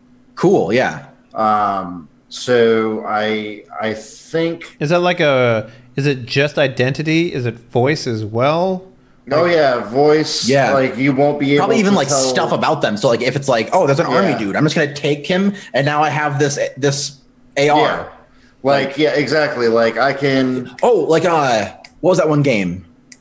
You mean the prototype? Yeah, prototype. Oh, where like, you could like jump into people's brains almost or something. Yeah, like you just like assimilated someone, and you're just like now I can become this army dude, or now And I it can works become really this... well in dreams too, because instead of you like just pretending to be someone else, you literally have to like you take them and then you are them. Like Right. Yeah. Exactly. So like Yeah, and that could totally play into like, oh, there's like a place in the dream that we're going to get into, and like this person really trusts this one person, so you could like become them and be like, hey, it's me. Like, oh, it's you. Come on in. It's me, your dog, Steve. And it worked really well in Prototype too, because like they also got a lot of like memories that were associated with them, sort of thing. So if you had to like learn how to fly a helicopter, you would take over a pilot and then you'd know how to fly a helicopter. Yeah. So it's not just necessarily like you taking over someone's face, but you're also taking over their skill set and all that sort of stuff too. But But the problem with it was that they actually get removed from the world because he literally just eats them, right? Like maybe your power could be more like that, and that's where the fallback is, because once you've assimilated them, maybe for that particular dream, you just have the skill sets or whatever that go along with it. Yeah, definitely. Like, potential issues with it. Like, it's so. Just real quickly, you mentioned something about like the powers we have bleeding into the real world. Yeah. So maybe we should go back to that real quick, unless you have a particular thing that later on that we're going to talk about. Well, basically, the next step is going to be kind of that, figuring it out. Because basically, what's going to happen is, when you guys like get your powers, they're gonna, part of them are gonna bleed over into the real world, not like to the degree that you can use them in the dream, but like a small thing. For some reason, I just imagine you being able to pick up like, you know, how to pilot a helicopter from like the dream world because you assimilated someone who does that, right? Like that, yours bleeds really well, right? I mean, that kind of does make sense. It's not like I know how to fly a helicopter. Oh, I forgot. Right. Yeah. So I think I guess as far as like the name of the aspect, would as long as you can remember how to do it, right, or something. I don't know. Assimilation. Assimilation, I mean, or like you could go with from the chat, The Pretender. I don't know if any of you actually watched that show. Is that the TV show? Was that the TV show? He just pretended to be a doctor, and he knew all about being a doctor. Oh, what was it? God, I miss Psych. I need to watch that again. Yeah, well, at first, like, Farrell was talking about it, and I was like, she's talking about Quantum Leap, and then she's like, The Pretender. I was like, oh, shit, okay. Yeah, Pretender's really good. Yep, that's good. So my aspect is going to be The Pretender. Cool. Like that. I don't think I don't remember that show at all. Can I just say? I don't remember it at all. I know my mother used to watch it. That's about it. I remember the logo for it. And it reminds me of Catch Me If You Can for some reason with Leonardo DiCaprio. Like I don't know why. Fairly brilliant movie. Yeah. Awesome. That's also about taking people's identities, right? Like a con man. True. Yeah, it is. Yeah. Yeah. How about you, Doc? Do you have an idea for your cool dream power? Yeah. Freeze frame, zoom, and enhance. Oh, cool. So like you can use your like camera powers almost. Yeah. Cool. Kind of, I can lock an image in my mind and completely recall it. Probably something with maybe not necessarily stopping. My special powers is I have a camera. Yeah, basically, but your camera's like affects. But it's if freeze frame, everything stops. Right. Yeah. Is it also power of perspective? Oh, nice. Right? Like do you remember there was a video game called Snapshot where you could literally take a picture of something and then you could like just like walk back and then hold the picture up to a thing. Like say you take a picture of a bridge at a distance and then you at the same time you hold that picture of a bridge up to a gap and then people can walk across it because it's a dream. And you can like bring the bridge with you because you took a picture of it earlier. That's kind of cool. I can sort of see how that would work, but at the same time, that's kind of the thing that we could look at it like do. this, right? You take a picture of like say a barrel falling, right? And then you put that over some dude later, and then put it over there, and it preserves the momentum that the barrel had. Like shake the shake the picture, and the barrel falls out of it and crushes them. Yeah. So,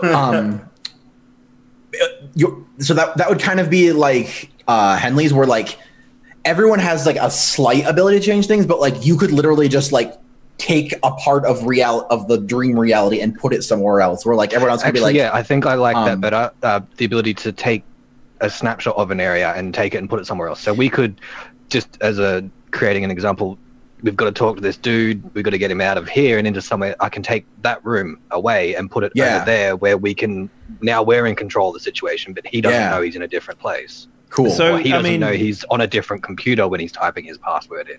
Right, yeah. The fake computer. Is there any limitations to these sorts of powers? Like for example, is there any limitations to, say, me being able to just like completely change everything about a scene? But like, because it's kind of like this, like if I have a limitation to my power and Doc has a limitation to his, and those limitations are different, I could see how the two of us could work together to do something really unique. Totally. Yeah. But like if it's the same power, because it kind of sounds like it is, it's just implemented differently. Is that gonna like how does it? There are going to be limitations, and a lot of it's probably going to come out of because basically when you use your power to do something, it's going to be a roll. Okay. And so yeah, like whatever. If you fail the roll, it could mean something like your power wasn't able to do that, or like you did the power but something else, like something unexpected happened because you messed with the dream. There is a degree of like limitation too, because like basically if you're in kind of like a thing of the dream world in the game is going to be like, if you're in like, if the dream, like whoever owns the dream, like if you're in John Smith's dream world. Oh, not John Smith. That can't. John Smith. Ultimately, John Smith has control of the dream. But you can still enter it and do shit to it. But like, if John Smith can summon enough will, John Smith has total control.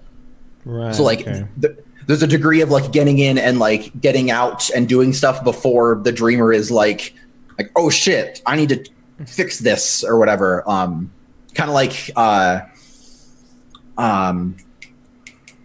Matrix, like the agents or whatever. Like they could just be like, oh shit, there's agents now, or like the dreamer can just make things happen without, as long as they can like summon enough will to do it, they can basically do literally anything in the dream. And then you guys have your abilities to do certain things in the dream.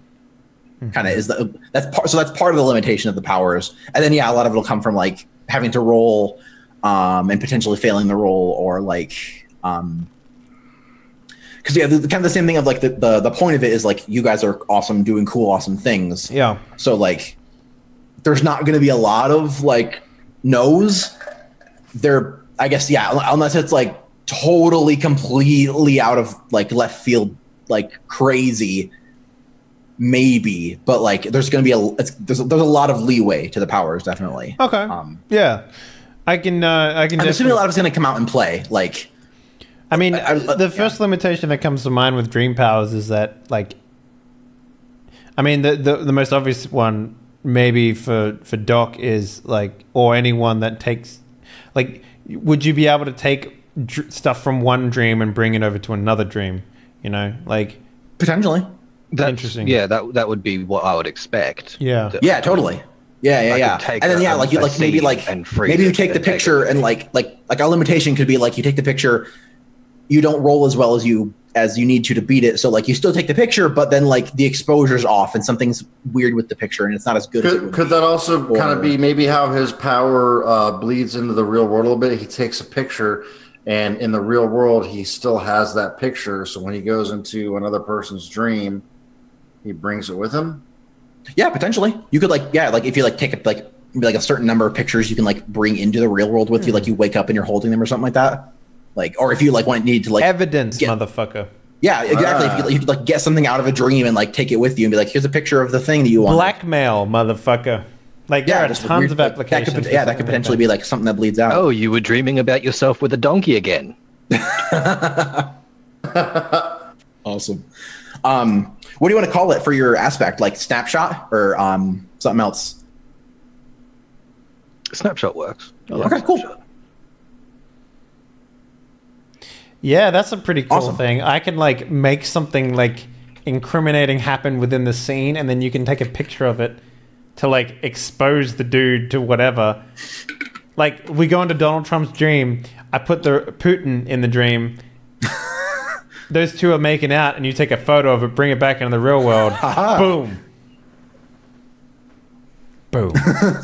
Got Got him. Cool. So that is all 5 aspects for everybody. The next thing is special for this game. So basically, the next part is like your powers. We've done the first part, which is kind of describing what they are, some examples of things you're going to be able to do with them. The next thing is you all get a free stunt. So on the character sheet in the bottom left, there's like a stunt section. Oh, cool. Yep. So in addition to the stunts you'll get later on, you get a stunt that I'm calling Imbue, which is basically pick one of the skills, and when you spend a fate point to do better on that roll, you can take +3 instead of +2. Because when you spend a fate point to invoke an aspect and you want to get a bonus in your roll, you get a +2. But basically, your powers are going to make you choose the skill now, though, right? Yes, yeah. Basically, pick a skill now, and then you get a +3 on that whenever you invoke an aspect for it. And the skills are the ones over there on the. Okay, I got it. Yep. Yeah. And if you want to pick it later, you can. Like if you want to figure out what skills you want to have on your like whatever bonuses you're going to give them. Basically, yeah. Just note that you have that choice to make at some point. And you can pick it after you put your bonuses and your skills or whatever. Okay. That's interesting. Yep. Yeah. So imbue. All right. I'm writing that down. Yep. There. Yeah. If you just want to write down the stunt and then pick it later or pick it now, whatever. Either way. Yeah.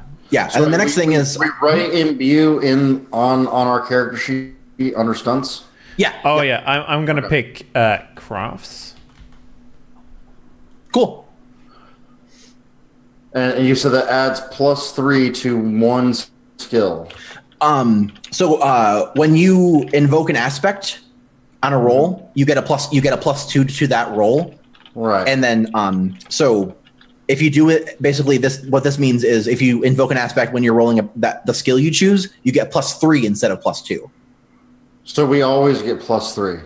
Yeah, whenever you invoke an aspect on whatever skill you choose. On that particular So skill if I that you take, choose.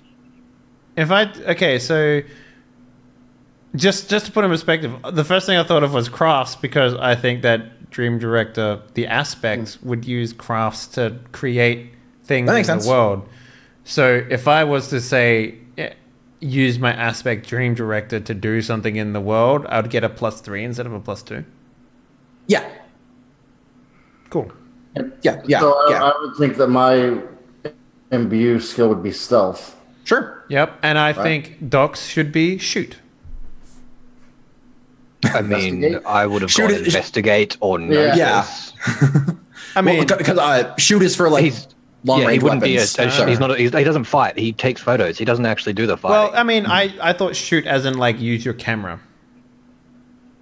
Well, I mean, that would probably still be. I get it.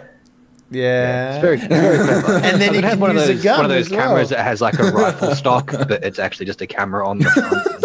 I mean, you have to aim and shoot aka take a picture. So, you have to be precise and have aim and stuff. So, Awesome.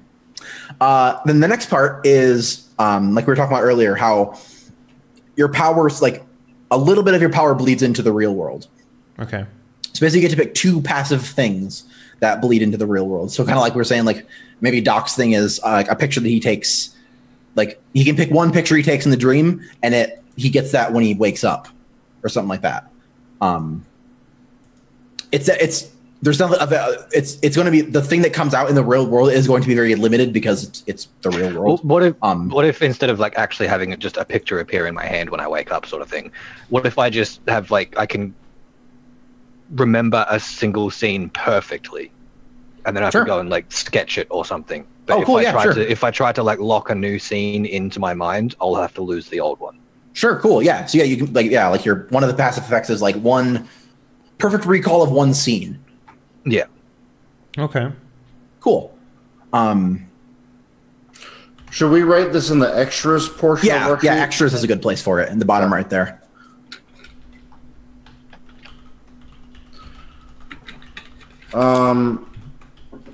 I guess a passive effect. I mean, I do like the idea that, like, if I assimilate someone, like, let's say they are a doctor. a doctor. Like I would have better first aid skills or something. Yeah. So maybe yours so I get to I could sort of retain the main skill of a person that I like pick like one. I wouldn't even get to say I get to pick their skill. I would say whatever their main skill would be. No, yeah. Like you get one skill that bleeds into the real world with you. So like if you simulate a doctor in the dream and you wake up still having that person's essence or whatever, you're like, oh, hey, I know a little more about first aid. Does that like stay with him like forever? Because that's pretty powerful. That's okay. Well, I was gonna say I'm thinking it might be like docs, where like kind of once you like you can keep it or change it. It is like it's not like you can I would say, how about this? I retain that skill until I go to sleep the next time, or impersonate another person. Yeah. Right. Yeah. Basically, you get one that you keep. You're like fucking Kirby. You get a little power. Yeah, I suck it in and then I gotta blow it out. Yeah. You're like you have Kirby power when you wake up. You're a spitter, not a swallower. It's cool. So I'm gonna call that important to know. That makes sense. What was that? I'm gonna call it skill bleed. Does that make sense? Yeah, skill bleed. Yeah, that makes sense. Okay. Mm-hmm. And these basically the effects of these will either be like narrative, where like you just get something for free, or like it might be a bonus to a roll or something like that. So like, if you get a doctor and you get first aid and you're trying to do like a healing roll on somebody or whatever, I'll be like, oh, okay, yeah, you have the doctor thing, so take a +1 to this roll, or like, sure, this is super simple to someone with a doctor. This is super simple, so you just get to do this thing, or like that kind of stuff. Or with like Doc's thing, it'll be like, no, you remember that scene perfectly. You don't even have to roll anything to remember it, or like to draw it up. You can just draw it up, and you have this thing, like, or like, yeah. You can remember like a password that someone wrote down on a document. Yeah. Like if you're like trying to get, if the goal of the mission is to collect somebody's password, person's face or something like, totally. Who was he talking to? It was this guy, and it's a perfect like, exactly 3D modeled sketch of the guy's face. Mm-hmm. It's that fucking John Smith. Fucking John Smith. I'm having a little problem coming up with something that would bleed into the world for mine. Sure. Like being able to like direct things in the like change the flow of a dream, or like the momentum of a dream, or like, make it like a nightmare instead of a dream. Those sorts of things make a lot of sense in the dream world, but I don't know what would bleed over, right? You know what I mean? Like, there's not a lot that comes with it. Like, for example, you're very persuasive. Maybe like a light telekinesis or something like that. Oh shit, that's cool. Like you can control stuff in the dream, and then in the real world you like still control stuff, but it's like a lot less. So like in the dream you could move a building, but like in the real world maybe you could like move like up to 20 pounds or something like that, like a small object or whatever. Something like that. I'm thinking because it's very much about controlling. So like I was trying to like aiming towards that for the real world stuff. So maybe like use like control small objects, and also what about, you're on the right idea there. What about like a suggestion to someone? Yeah, like being super persuasive. Right? Cool. Not so much persuasive. Not persuasive, but like almost like the suggestion thing where it's like mental suggestion. No, like imagine a guy's drinking coffee, right? And I could just go up and say, "Oh, that milk's off. You shouldn't put it in there." And then he'll be like, "Yeah, you're right. Why do I need this?" Like just like a mental suggestion. Yeah. You can just put an idea in someone's head, and they're like, "Yeah, no, actually, you're right. This is actually hot." Yeah. It's not like coffee. Perfect, but it's definitely like a So what is the suggestion? Let's find out what the limit of that is. I can't walk up to someone and be like, "You should give me the keys to your house." Or you should give me the keys to your car. Do you think they'll be like, yeah, sure, why not? Like, I don't, that would be a little too like, you know what I mean? Like, it shouldn't be like command word from D&D. Right? Yeah, that's what I was saying. Like, it's like the suggestion spell, not the command spell. So what is that? What is the limit of that? Like, because if I know the limit of that, that makes it work a little better in my mind. It would probably be like kind of similar to this, like those sorts of spells where it's like if you can't suggest that someone walk off a building, or like suggest that someone something that they would already be in their nature to do is something that they would accept, sort of thing. So I can't you couldn't walking tell up. a guard to leave his post, but you could tell him that you're here to make a delivery and he should let you in. Yeah, exactly.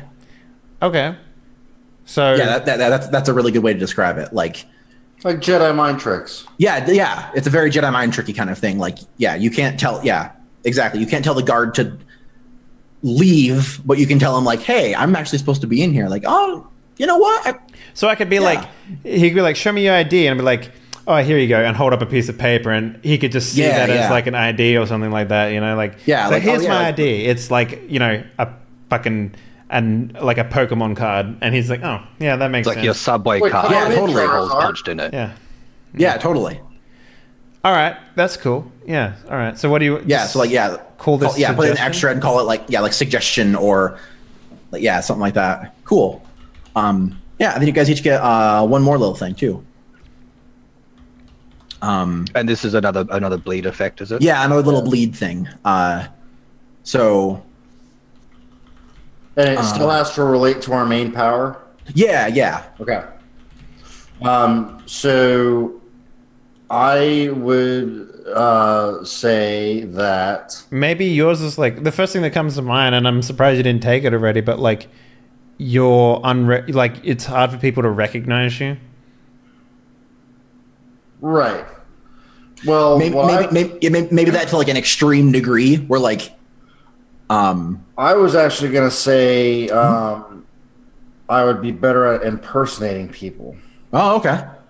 So, like, if... Do you mean like how Jessica Jones impersonates like white girls on the phone? Like a voice mimicry kind of thing? I haven't seen that show, so... So basically she's just like, "Oh, hi, my name's Janet. I'm from the Daily Bugle. I'm here finding information about this woman, but... You know, I can't remember what her address was. Do you happen to have it? You know, like, But shit even if I need to impersonate a man's voice, I might be able to even. Yeah. So when you make it like, you want to do like voice mimicry or like? Yeah, they're mimicry. That's actually why don't I? Yeah, mimicry is a cool one. Yeah. Okay. Yeah, there we go. Yeah, probably like what you like. Yeah, it'd be like mimic one aspect of someone else or something like that. So like you could like maybe mimic their voice or like like small things like that. Cool. Yeah.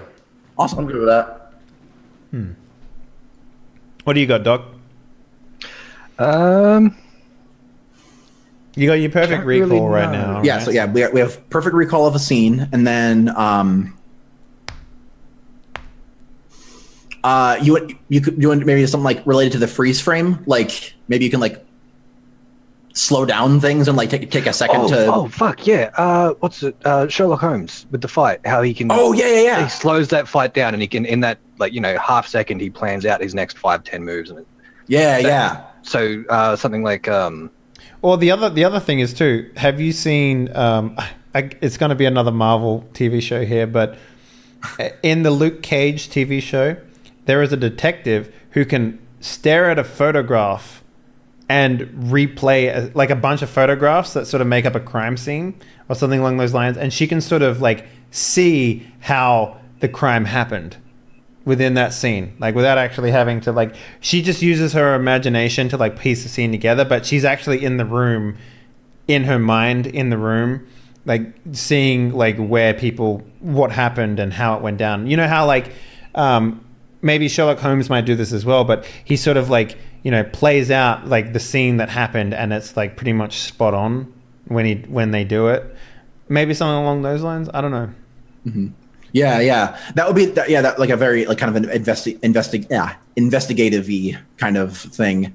But yeah, if you want to do the slowdown thing, that's also pretty cool. That's a really cool idea. I think the slowdown thing would work better. I think like analyzing a crime What's that scene mechanically? Sort of thing, that's not quite his style. So like maybe when you use it, maybe like you'll like it'll probably come out as like a bonus to initiative if you guys get into something in the real world, or like in a really tense situation, it could be like you get a free thing that you can do, or like a surprise round.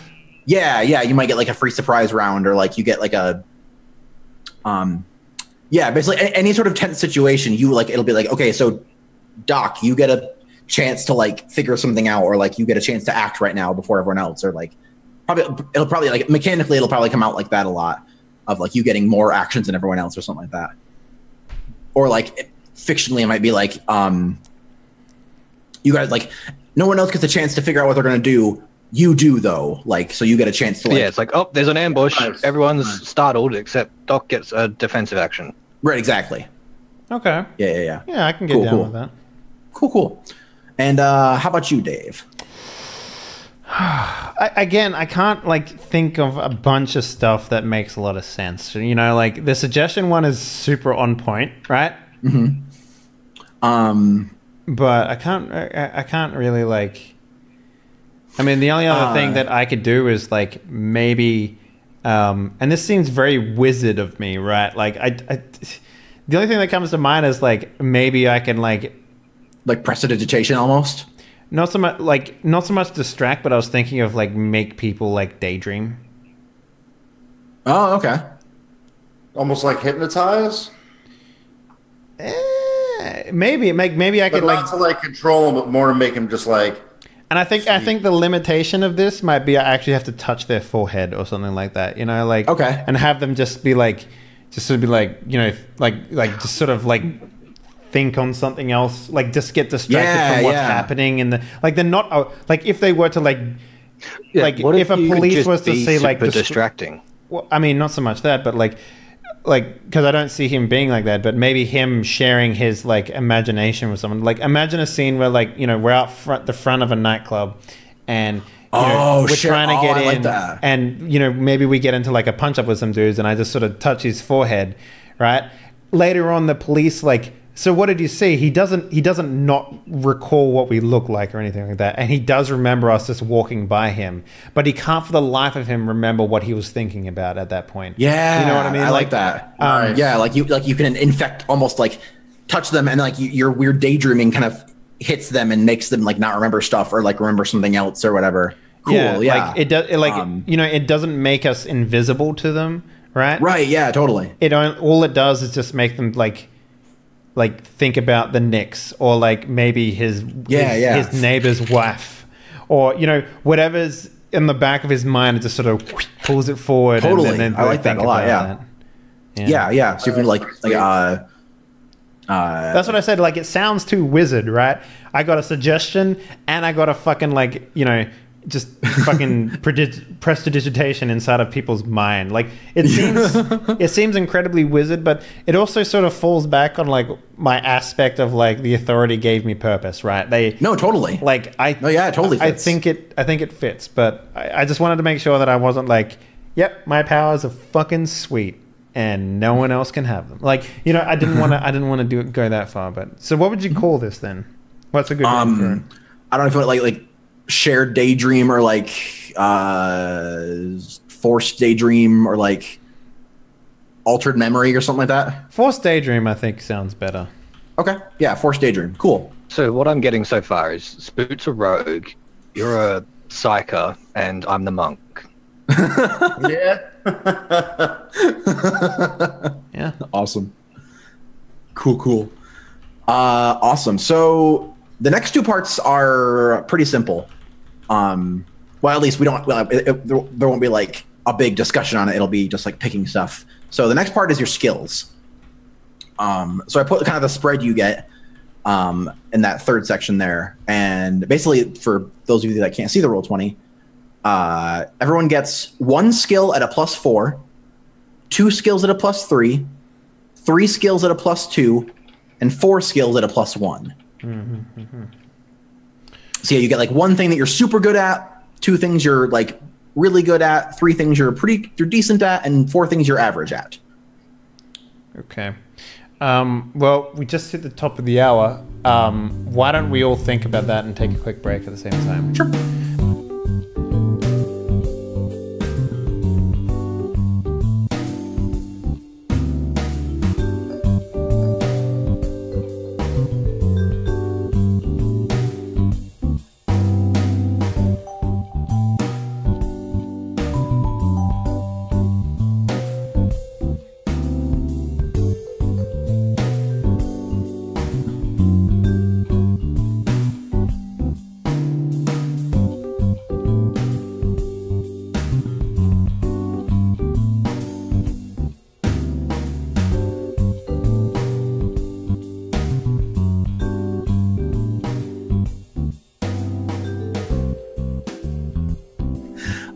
Yeah, so we're on the kind of the home stretch of character creation.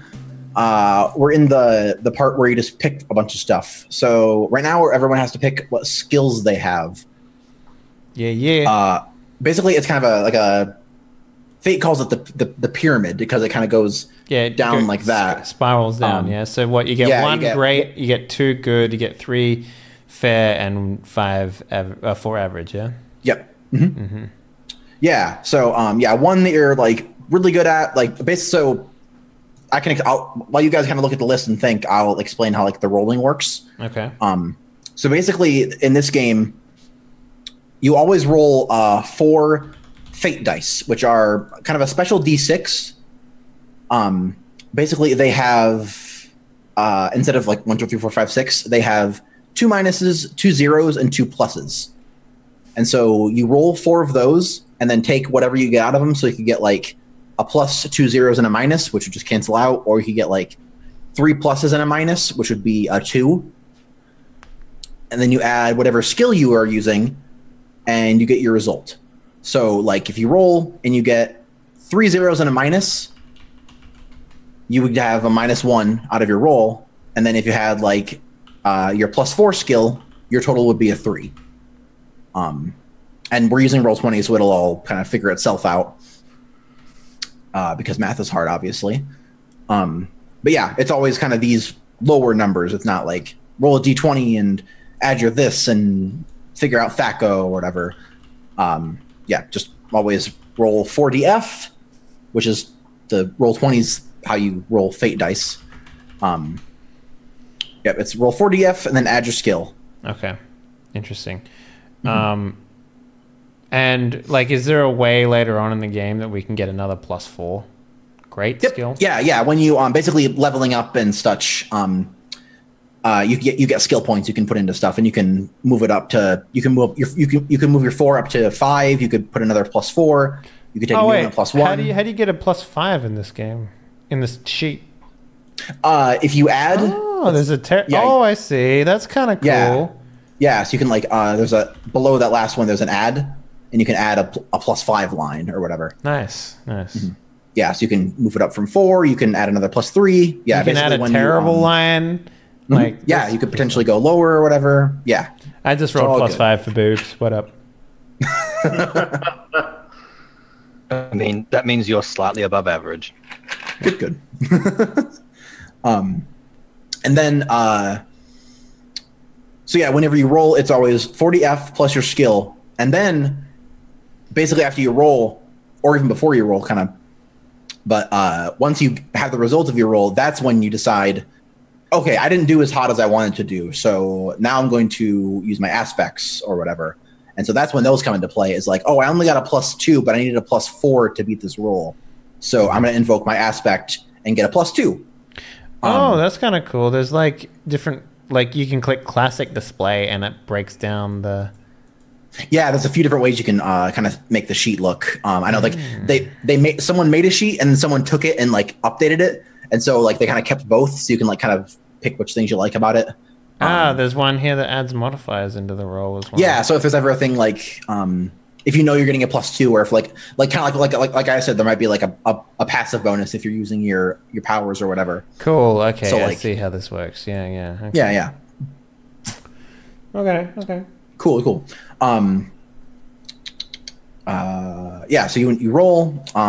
You can also when you roll, like say you rolled and you got 4 minuses, and you're like, oh, that was just a shitty roll. You can also invoke your aspect to re-roll.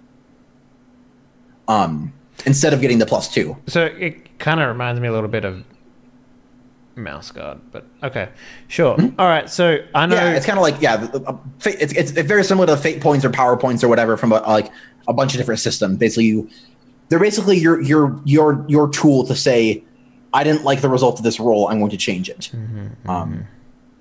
Yeah, so you can get +2. You can just totally re-roll. And it'll be dependent on the roll. So it's like, oh, I need just 1 more point, so I'm gonna do a +2. Or like, oh shit, I rolled 4 minuses. I'm re-rolling that. Kind of, yeah. It'll depend. Like, it'll depend on it'll come up and play kind of what will be better in the situation for a roll.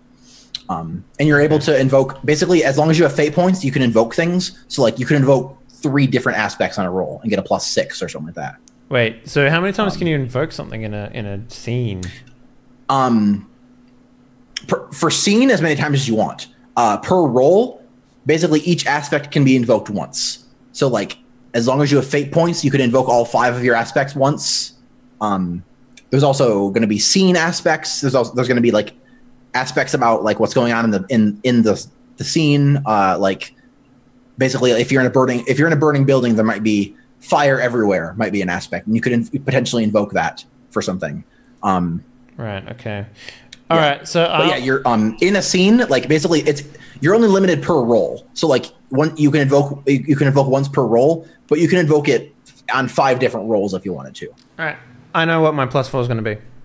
Cool. Manipulation. Mine's stealth. Surprise. Surprise! I'm breaking the game. Surprise. So you're just like going to become invisible and you'll stealth yourself out of existence. Will you be like that one orc? That he knew where I was going. Yeah, I knew where you were going with that as well. So. I'm so stealthy, I literally don't exist. I went with notice. I think. Awesome, that cool. Works. Mm-hmm. All right, so +3s. What do you guys got? I went with investigate and contacts. Cool. Oh wait, do we have to pick from this list here? I just made up manipulate. Yes. Oh no, yeah. I used to pick from that skill list. Oh, okay. There's no manipulation in that list. There's deceive. That way. I mean, that's different. Like that's different from manipulation, right? Like manipulation's more of a word that I use to like. I want to manipulate this. Like if I wanted to make my extras work, like my suggestion or forced daydream, manipulation's how you do it, because I'm manipulating people. But deceive doesn't work that way. Deceive is like lying to someone's face. Well, I guess it would probably depend on what the situation is, but like I could totally see like the nightclub situation we were talking about earlier, like the bouncer, like you tell him like, oh yeah, here, like Jimmy's expecting us, and you just like make him think that you would get like a bonus to like a deceive roll or something like that. Yeah. Or a different roll depending on how it plays out, kind of. I forget which. There's no real skill that works with like forcing someone to be daydreaming, right? No, yeah. You know what I mean? Like, there's nothing Rapport, maybe, or well, so yeah, your forced daydream power will probably like come into play, like oh, they're forced daydream, so they're distracted, so like you'll get this chance to do something else, or like you'll get a bonus to this other roll because they're doing the daydream won't require a roll unless you have to like roll to get close to them or whatever. It'll probably come out in something else, basically. But yeah, you're like, yeah, basically it'll, if you touch them and touch their forehead and like turn on the power, you'll just do it. Yeah, there won't be a roll to like turn it on, basically. Okay. Yeah, if that makes sense. Yeah. I mean, if I put crafts in there, all right, when I do the Dream Director, am I rolling +4, +3?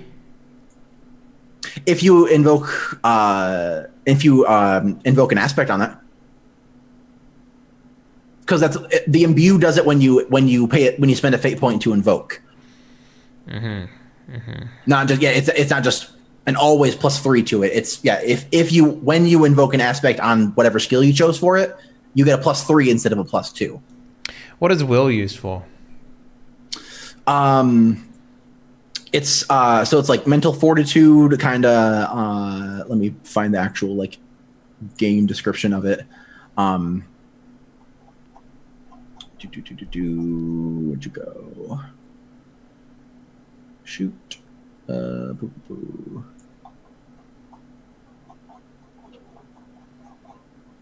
Where'd that go?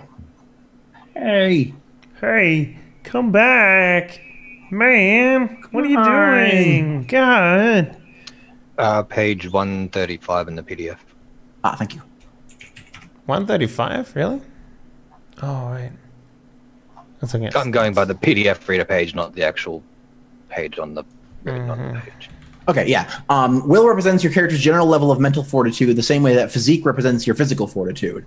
So you can use will to pit yourself against obstacles that require mental effort, like if you're trying to figure something out, like puzzles and riddles fall under this. Any mentally absorbing task like deciphering a code.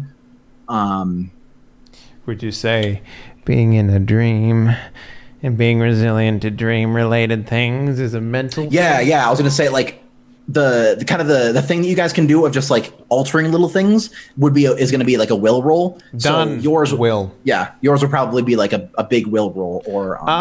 If that's the case, then can I change my imbue to will, or is craft gonna be important for that as well? So let's see. Let me really look at craft again. Craft is the skill of working with machinery for good or ill. Allows you to build, break, or fix machinery, presuming or stuff, kind of.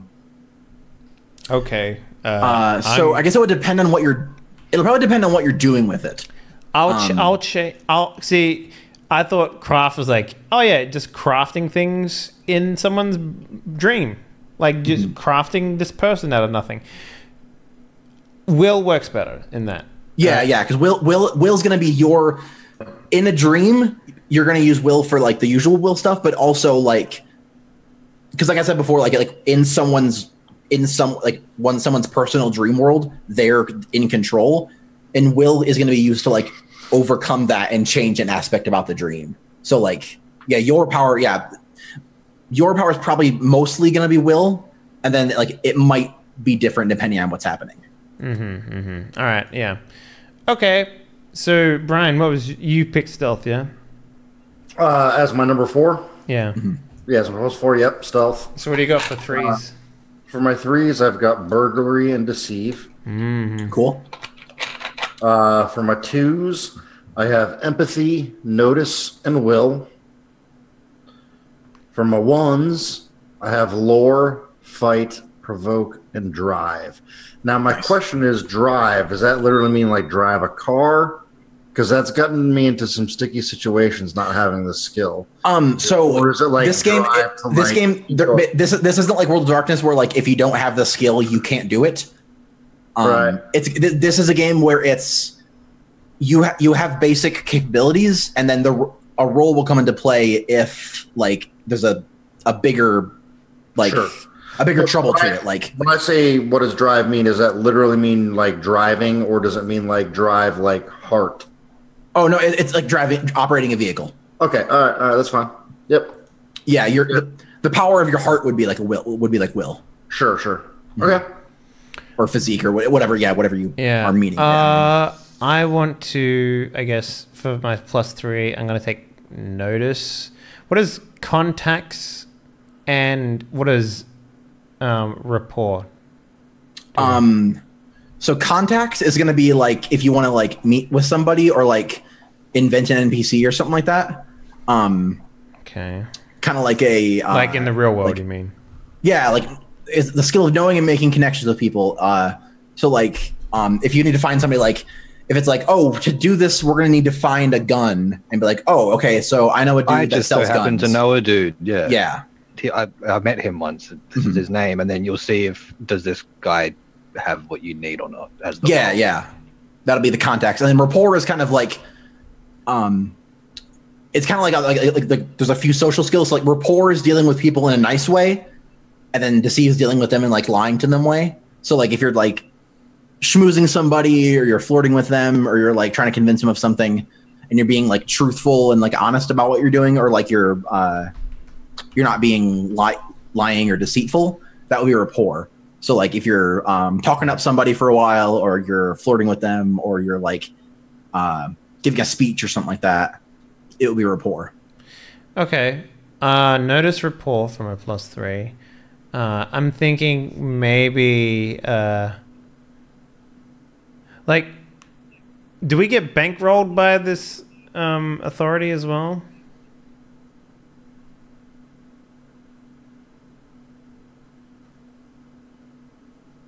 Did Tux like crash or something? He's not moving. Did he freeze, or is he just reading something? I think he's gone. He's not. If you look at the Zoom, he's completely blank. No, on my screen, he's sitting still. Yeah, he's just His, staring intently at something. he's concentrating really hard.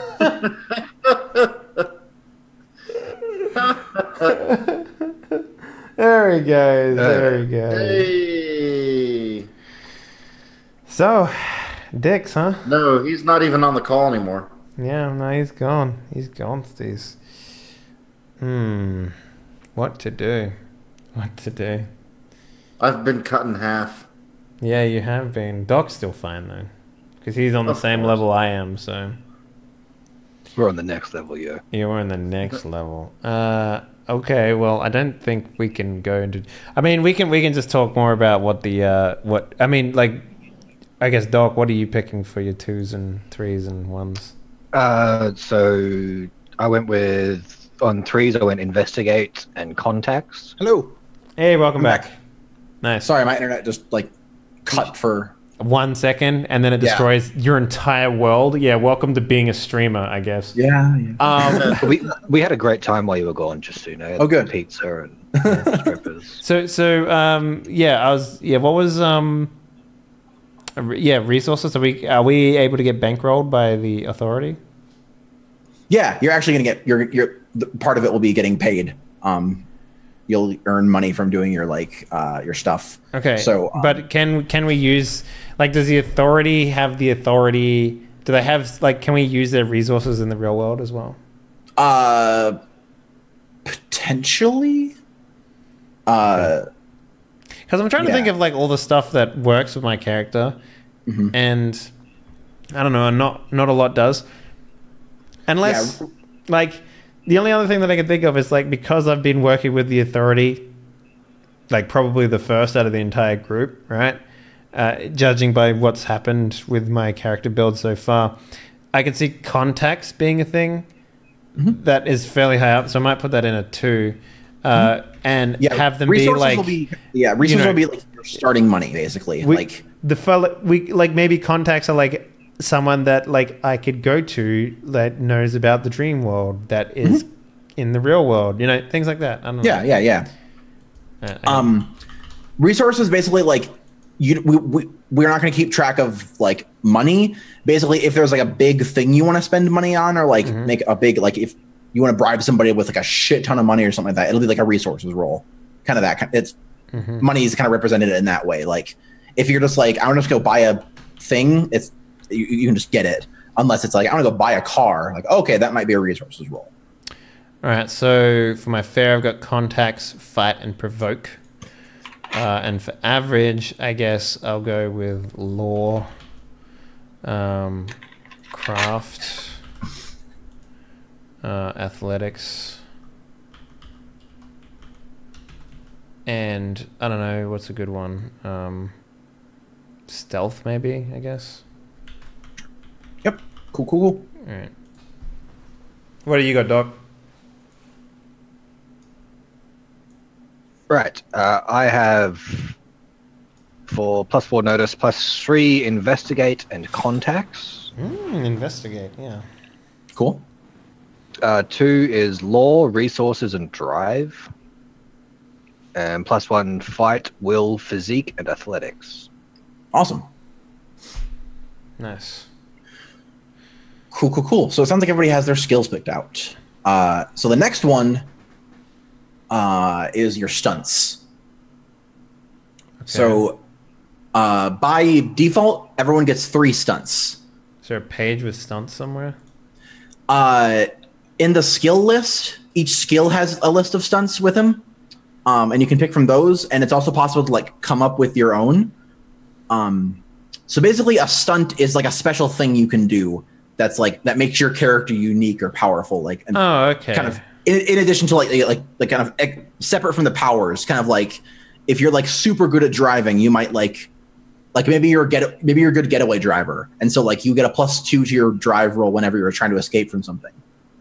That's usually like, that's the form a stunt can take. Okay.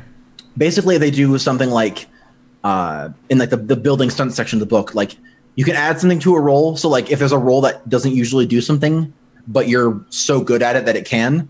So like there's like maybe if you're like an assassin type of character, you might take backstab, which means you can use stealth to attack people as long as you're attacking them from stealth. So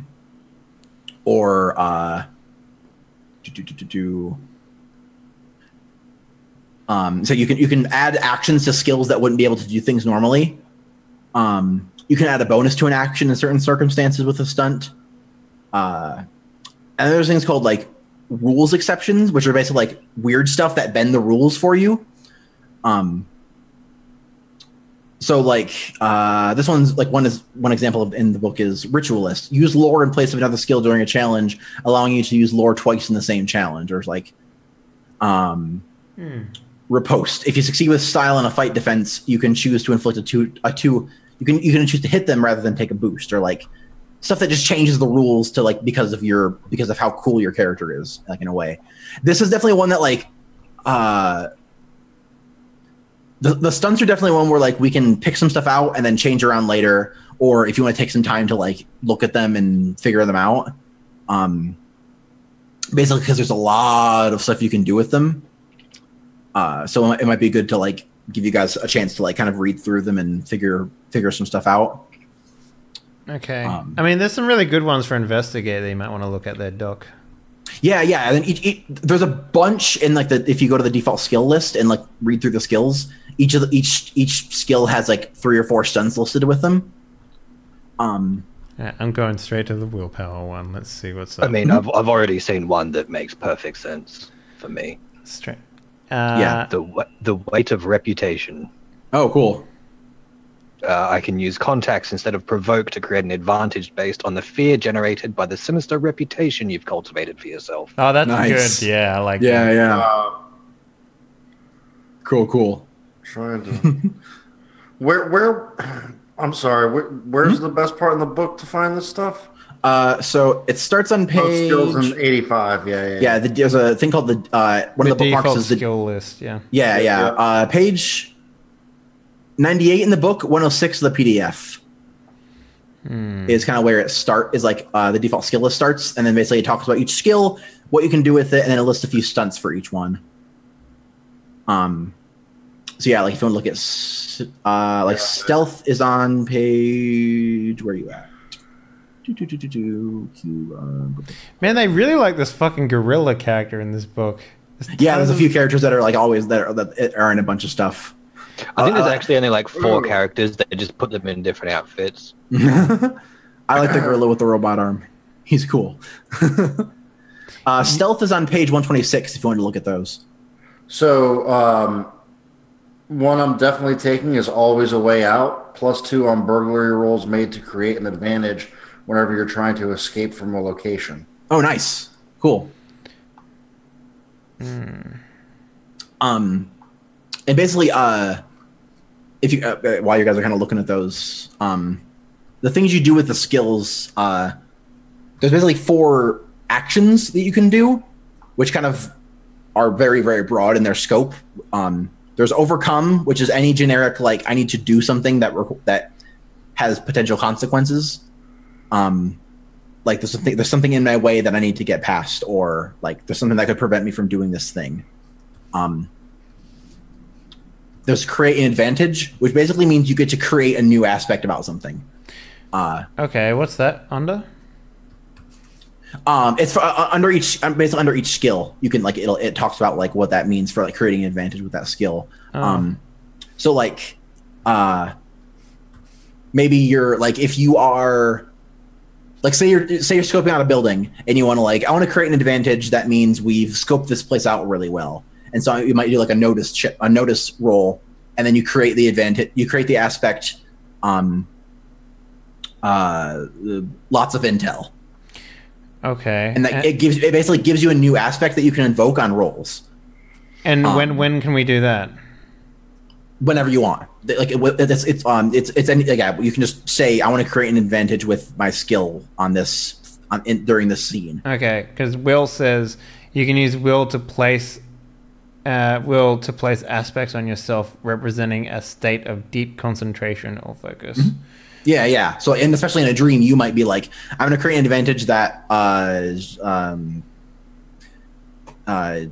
especially with your power, you can pretty much do anything with it. Like you can just change stuff about it, or like make an aspect something different, or and maybe like my concentration comes from the fact that I can't be like maybe it takes a couple of turns to do something, and if I get disturbed or whatever, maybe like I can create an advantage to like give me aspects for like not being disturbed by some other guy. Yeah, totally. Like deeply focused or something like that. You could create an aspect like that. Yeah. So I have a question about this. Sorry, I have a question about this thing called hard boiled.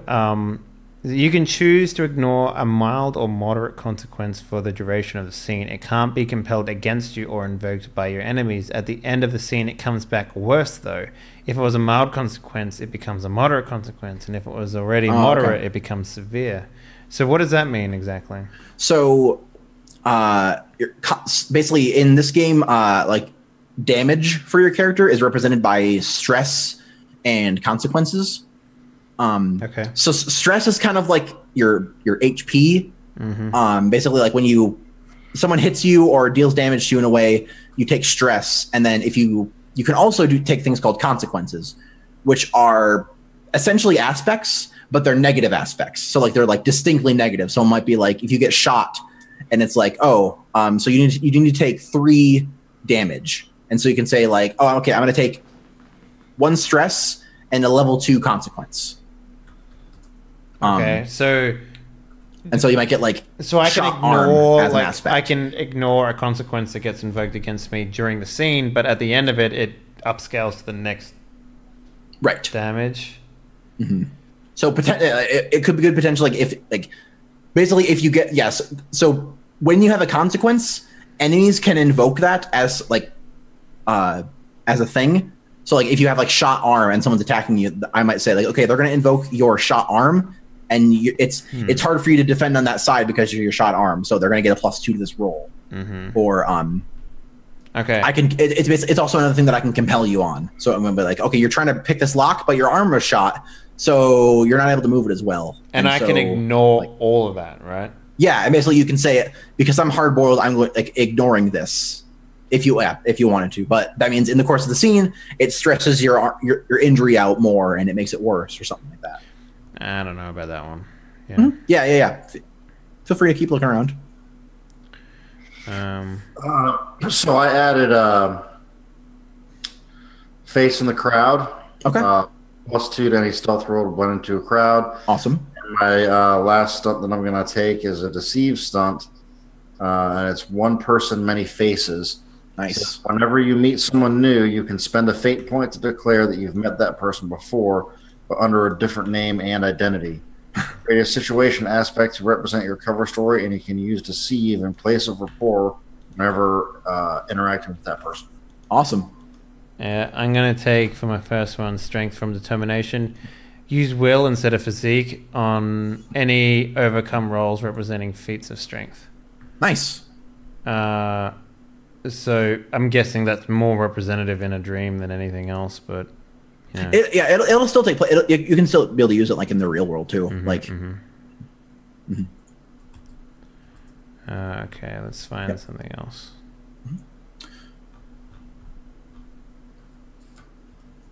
And so, something easy for you guys to write down right now. Up on the top of your sheet, there's a thing called refresh. Put 3 in that box.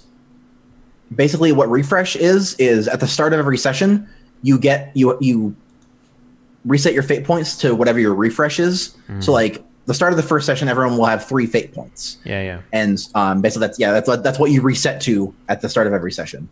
Makes sense. While we're doing character creation, you can take one of your refresh and pick another stunt if you want to. Oh. So you can like reduce your refresh and have another stunt, which means you'll be able to do another cool thing with your stunt, but you'll have less. Basically, to get more fate points, you have to be compelled more. It's a trade-off essentially, but you don't have to. If you don't want to, if you're cool with your 3 stunts and you want to have 3 refresh, you totally can, or you can have 5 stunts and 1 refresh, basically, like if you want to. Okay, I'm a little confused about terminology of this one. Okay. This is called Best Foot Forward. It's a rapport stunt. Twice per session, you may upgrade a boost you receive with rapport in order to into a full situation aspect with free invocation. So basically, a boost is like something that can be invoked once. Like you kind of get it as a result of like doing well in a roll or like little things. It's like kind of like a little boost. It's called boost because it's like a little thing you can get, and you basically use it once and it's done. But if you basically that stunt means you can just turn it into a full-on aspect that you can use throughout the scene. So like, say you're going into a party and you impress somebody, and it's like, okay, well you impress them really a lot, and so you get a boost on your next roll, and then you can be like, oh, actually, I'm going to use Best Foot Forward. I impressed everyone at this party, and so I'm turning it into an aspect called All Eyes on Me or something like that. Yeah. Okay. All right. Okay. Jeez, I'm sorry this is taking so long for me. No, yeah. Stunts are definitely a thing where like because you're deciding what's really cool about your character, so it's definitely a little like and yeah. If we want to like, if you picked a couple and you want to take some time to figure more out, we can move along. If you want to, yeah, totally fine. And again, like over the next week, if you're like checking stuff out and you're just like, this stunt fits me way more than this other stunt, like we can feel free to switch stuff around, even through like the first session stuff too. All right. Yeah. Okay. Well, I've got my second one. I went with Danger Sense. Cool. My notice skill works unimpeded by conditions like total concealment, darkness, or other sensory impairments in situations where someone or something intends to harm me. Nice. Cool. I think he's probably accidentally dodged a bullet or two in his life. Awesome. But yeah, I don't really know what to go with for the third one. For my second one, I'm going to take Armor of Fear, which is a provoke stunt. You can use provoke to defend against fight attacks, but only until the first time you're dealt stress in a conflict. You can make your opponents hesitate to attack, but when someone shows them that you're only human, your advantage disappears. Oh, cool. Yeah.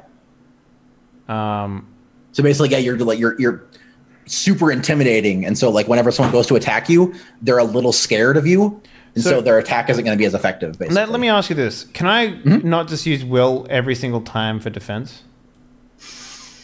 Yeah, potentially in a dream, if you're using your powers and stuff. Okay.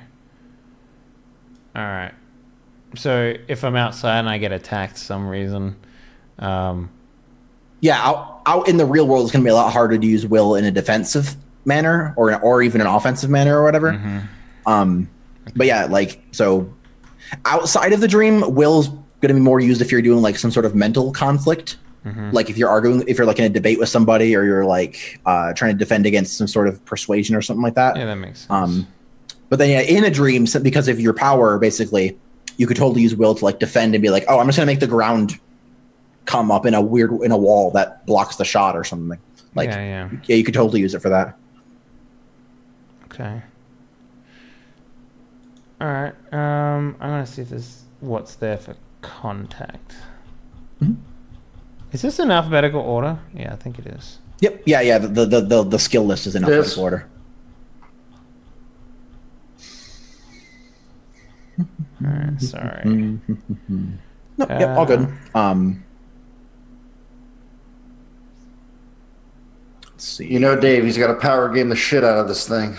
I'm not power game. I'm just trying to find something that makes sense for my character. I know. I'm just fucking with you. Actually, there we go. I think I'll take... What skill can I take to break the game? I'll take Indomitable as my third one. Cool.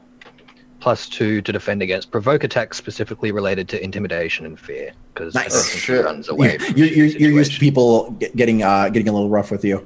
That's good. Trying to scare you. Cool.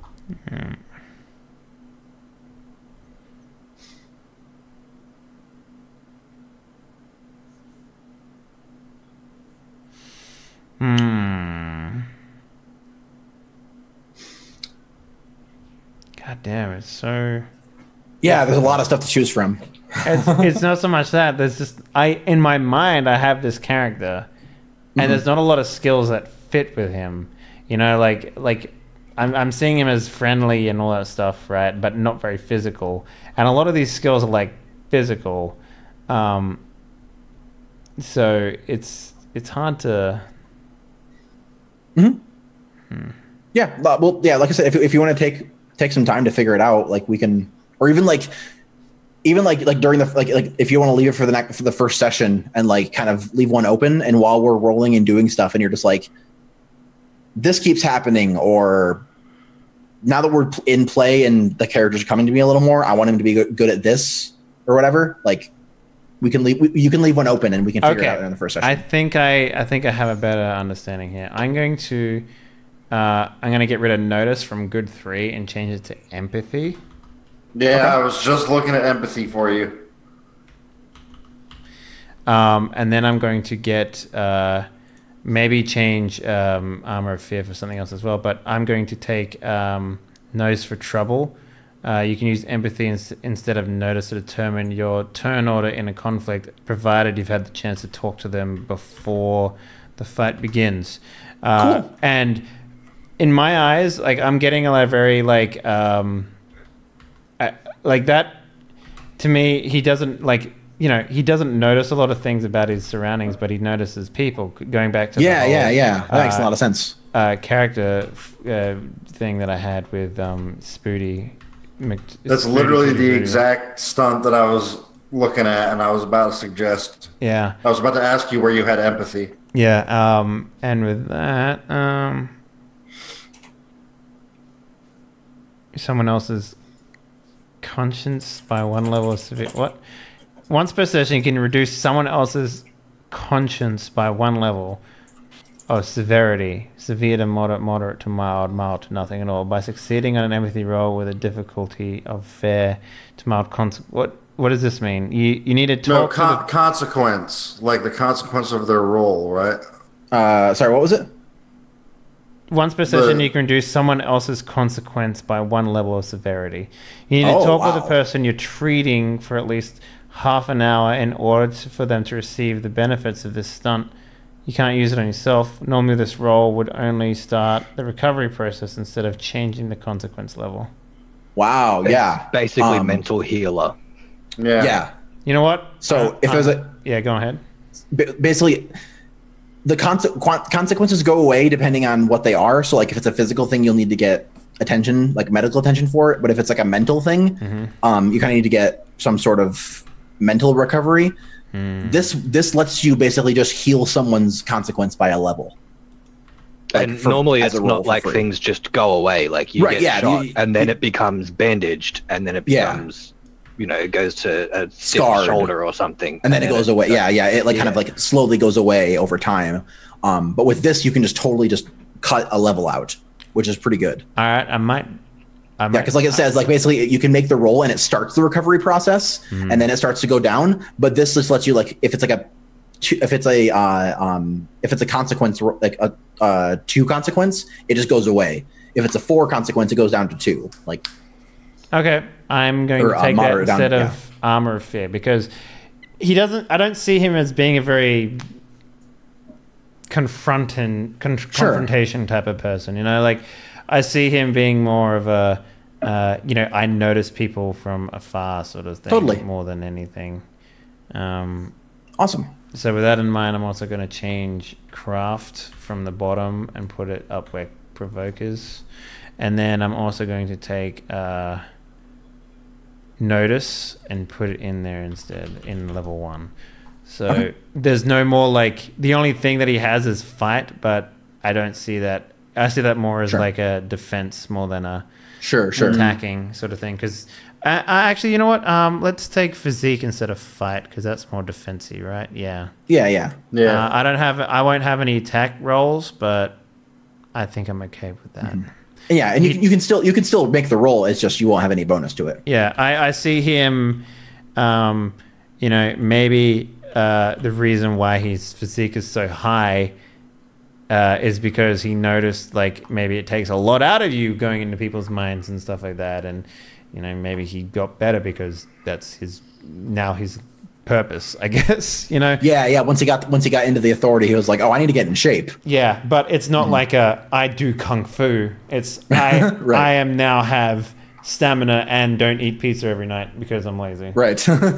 Yeah. Awesome. Cool. So I believe that's everyone's stunts, right? Or does someone else have one to choose? You said 3, right? No, I got my, Yep, 3, and you can spend refresh to pick more, or you can just leave your refresh at 3. You can pick more. Interesting. What's the other one in empathy rolls to discern or discover lies, whether they're directed at you or someone else? Ooh. If you want to leave it for now and then like look around a little Because the like, empathy ones yeah. are really good. Like I Yeah. like every single one of them. You know what? I will. I'll take Lie Whisperer and dump my refresh down to 2. Okay, cool. damn. Yeah, so basically that means at the start of a session you'll get 2 fate points instead of 3 fate points, and so Can we carry over, like, let's say I use 1 fate point in a session, so I'm down to 2. When we restart over, do I just go back up to 3, or You just would go I back up have to 3. 5? Okay. What if I end the But session if with you end a additional? session with more, Yeah. you keep those. you always go to your refresh at the start of the session. I thought you kept any additional ones if you went over your refresh. I don't think so. I can double check about extras though. Mm-hmm. I believe you just go to a refresh, but I'll double check that before the first session. Okay, I'm pretty happy with all of my shit. Like, the psychologist thing makes sense to a degree. Like, maybe he cares more about... like, I don't know. This has sort of built my character a little bit, you know, like, having these stunts and shit. So Yeah. That's totally what they're designed to do. Like, give you... Like, they're both a narrative thing and a mechanical thing of, like, oh, you picked psychologist, so that means you're good at, like... You're pretty good at talking to people and, like, figuring out their problems. And then, mechanically it lets you do stuff with the consequences. Which is cool.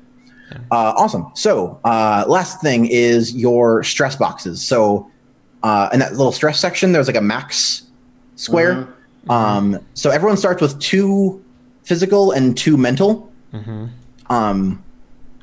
basically that's the number of stress boxes you can tick off. If you have physique, does anyone have physique or will 1 or 2? I have I physique do too. have both. I have will 2. Okay. So if you have physique or will 1 or 2, you get 1 extra box. Physique, you get an extra physical. Will, you get an extra mental. Okay. Yeah. So, and then if you have physique or will 3 or 4, it means you get 2 boxes instead of 1 box. So, like, Okay, my will is 4, so... yeah. So that means you have 4 mental boxes instead of 2 mental boxes. Cool. Yep. All right. I have 3 mental and 2 physical. I have 4 mental, 3 physical.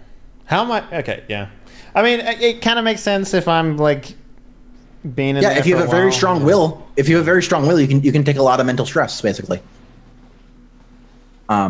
Yeah, and so then the damage through that comes in basically. So when a conflict happens, the attacker makes their roll and the defender makes their roll, and so the difference is what you have to check off in these. So, like, say someone else rolls a 6 and you roll a 4, you have to, so that means there's a difference of 2, and so you have to take 2 of whatever. So you could check off a 2 stress box, or a higher stress box, or you could take a mild consequence.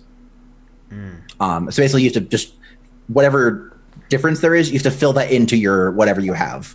Doc, what were your stunts again? Sorry, I'm blanking on them.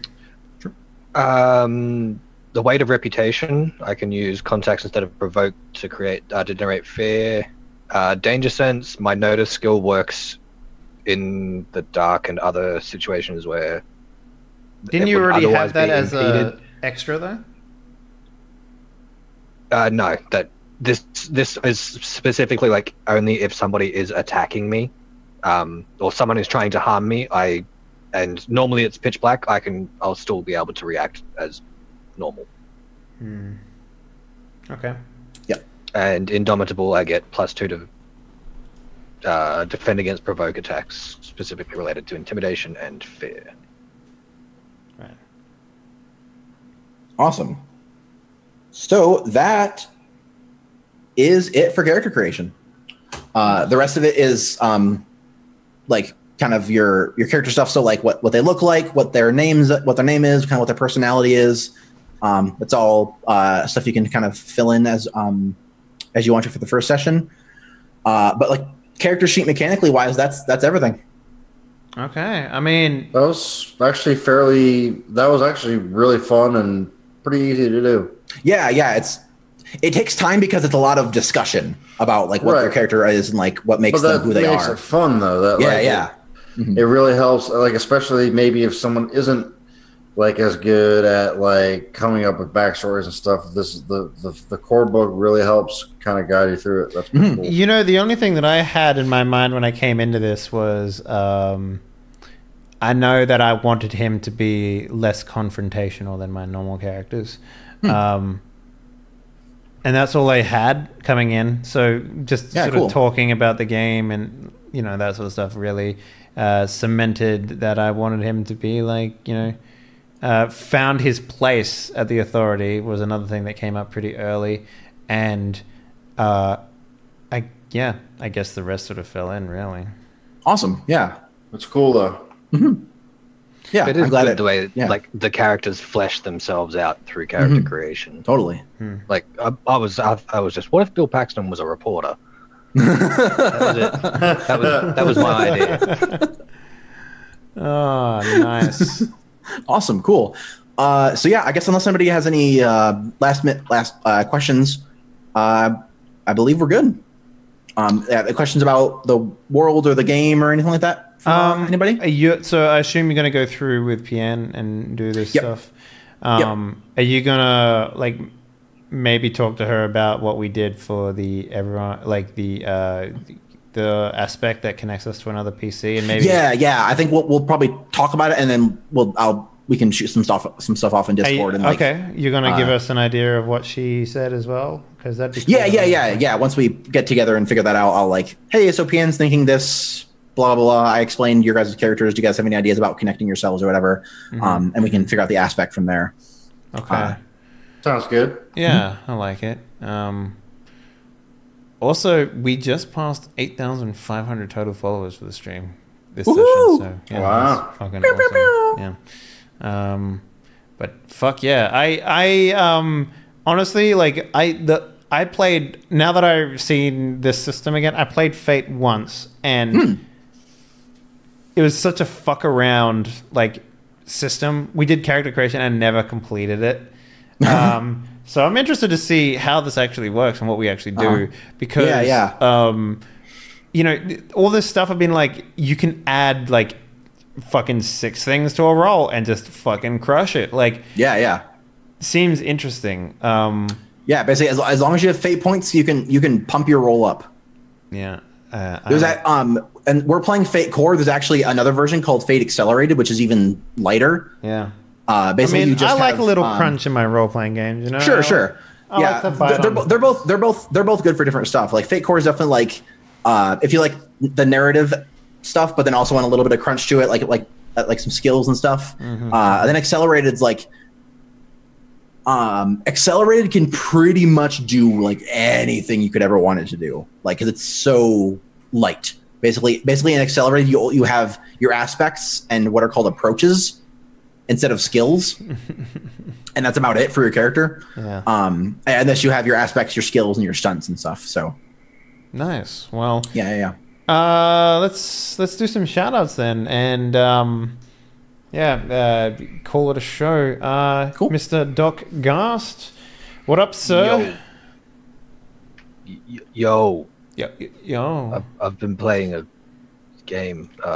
We've been making characters. It was fun. Nice. So this is the only one that you're doing? At the moment, yeah. Someone's trying to convince me to run a campaign for them, and I don't know if I'm going to or not. It's been way too long since I've DM'd anything. Yeah, I actually got my first... like, some people here in Poland found out that I basically produce and GM, like, for my job now. And they're like, oh, so you want to do one for? So I've been convinced to do, namely, so that my future wife can understand what the fuck I do. A Dungeons and Dragons game, like in physical real meat space. Like Awesome. It's gonna be like the yeah. first game that I'm gonna be running. So are you doing it like physical space? Or are you doing it online? Like what is it? No, online. Maybe. I don't know yet. I'm still thinking about it. Yeah. So that's gonna be fun. Yeah, I'm gonna like the idea of just licking my finger and just sliding through a book to find like a skeleton. You know, like I've never had to worry about that. Actually, physically being around a table is like it is pretty cool. Actually, like, yeah, it's the best way to do it. And maybe. you actually get to throw dice. Like rolling dice is Yes. such a satisfying feeling. When Yeah, but I have to do math now. Like, right? Yeah, you don't have the Roll20 sheet to just automatically do math for you. So Oh yeah, you've got to count. Yeah. Pip.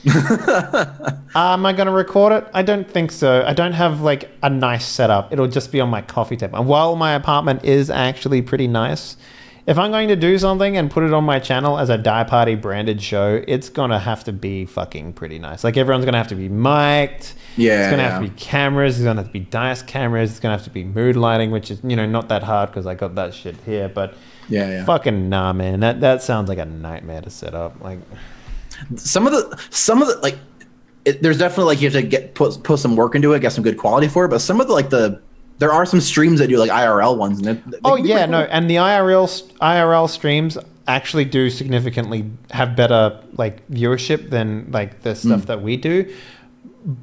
With that in mind, though, they deserve it because of how much fucking work it is to actually that's a ton, set up a physical game. With you're basically setting up an entire studio. Yeah. Multiple cameras, multiple mics. Like you're actually doing like real switching and everything on the backside, and several other people over at the computers working everything out while you're playing the game. Yeah, that's the other thing. Producing while GMing would be a fucking nightmare. Oh my god, yeah. In physical space, I can do it perfectly fine here, right? But I can't, like, it'll be an absolute nightmare trying to do it over there. Like, no, absolutely not. But Spooty Tooty Fruity, let's go on over to you, mate. What's up? Yeah, no, this is gonna be fun. It's my first time playing Fate, so is it your first time playing a female character? In a tabletop role playing game? Yes. Generally, video games. How long before the Tux, I'm gonna try to seduce this man, comes up? I'm looking forward to it. I don't know. Do you have session? The reason that I'm doing the female character is because Tux is GMing, and I taste your own medicine, motherfucker. Well, no, I would miss being in a game with Tux where there wasn't a guy playing a female character. It wouldn't feel right. So that was 100% the reason why I went. Rock on. I tried to play a female character a couple of times, and I always kind of rely on sexuality too much. I'm used to doing it as a man, playing a man, but like I got caught under flack a little bit for like doing it as a woman. It was weird. Like it doesn't like my tropes don't work that well. I think it'll be interesting. I play in most video games where you have a choice to be a male or female character. I almost always choose female. You got to look at that booty for the next 60 hours. You're going to look at that booty, But other than that, Booty Town Club is real. Anyway, next month in October, I'm probably going to start up the stream again. I'm going to be in the process. I'm going to be right now. I'm sort of in the process of moving homes, so I don't really have stuff set up. But I am still doing the podcast, which I'll link in the chat. It's called Motion Sickness the Show. It's on SoundCloud and iTunes. And so, go check it out. It's really fucking good. So I want everyone to listen to it. It's great.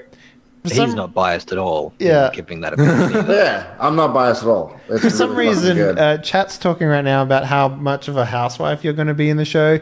I just had this, you know, there's a Simpsons episode, it's like a Treehouse of Terror or something like that, but there's just a scene of, like, the house is roboticized and it's self-cleaning now, so Marge has literally nothing to do in the house. So that's the one where Homer gets a new job with Mr. Scorpio, and she sits there and starts drinking. Yeah, right? like, for some reason, I'm just imagining you as your character sitting in, like, an empty home, right? It's the middle of the day, all you hear is the of the clock, and you're just like drinking a glass of wine by yourself. Sinister music in the background. You're gonna have to come up with your husband's name and tell me. So, oh yeah, David Gast.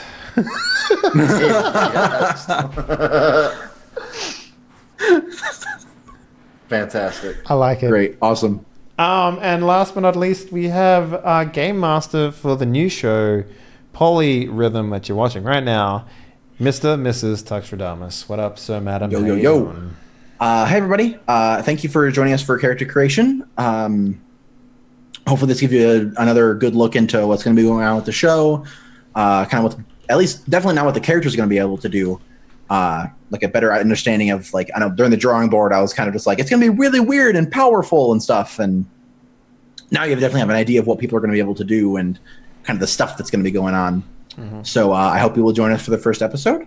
And I'm Tuxtradamus. You can find me on all the places at Tuxtradamus. Blah, blah, blah. I have stuff on my own channel on Wednesdays and Saturdays. And then I'm here Mondays and Thursdays. Nice. All right, ladies and gentlemen, thank you very much for joining us for the character creation episode of Polyrhythm. The game's going to be great. I really love everyone's characters. Like, yeah. It's not very often that you get solid fucking characters, you know? But yeah, let's talk about Die Party real quick. As mentioned before, I don't think there's going to be a Gambit episode this Friday because one of our players has literally, you know, dumped us for the hot new lady with the big boobs. Thanks, Peachy. There is going to be... Oh, there's no Die Party Whiskers and Whiskies this week either because, you know, PAX. Fucking people with their real lives, I swear to God. But with that in mind, tomorrow is the very first day of Spooktember, which is our spooky horror month replacement for boring-ass September. Come by for that. It's going to be an absolute blast. We're going to be playing... the first game on the chopping block is Alien Isolation. It's going to be dope. And it's going to be fucking great. It's going to be so... I'm so excited for it. I actually need to go get some sleep or else I'm going to die. But it's going to be like falling asleep while playing the game. It's going to be great. But yeah... if you haven't already done so, guys, consider following the channel. If you're feeling real saucy, why not join the cockpit, get access to the best emotes on Twitch, and a bunch of other cool shit. Yeah, that's pretty much what's going on. We next week we are going to have LA at Night returning, another Die Party drawing board on Tuesday. Die Party Dead Man's Crest is also coming back, and the first actual play episode of Polyrhythm. It's going to be a fucking jam-packed week. I can't wait. It's going to be real fucking good. And also Pian will be joining us next week, hopefully, right? That's the plan? Mm-hmm. Great. Perfect. So, guys, thank you very much for joining us. And remember... A lonely housewife is a bored housewife. Good night, everyone.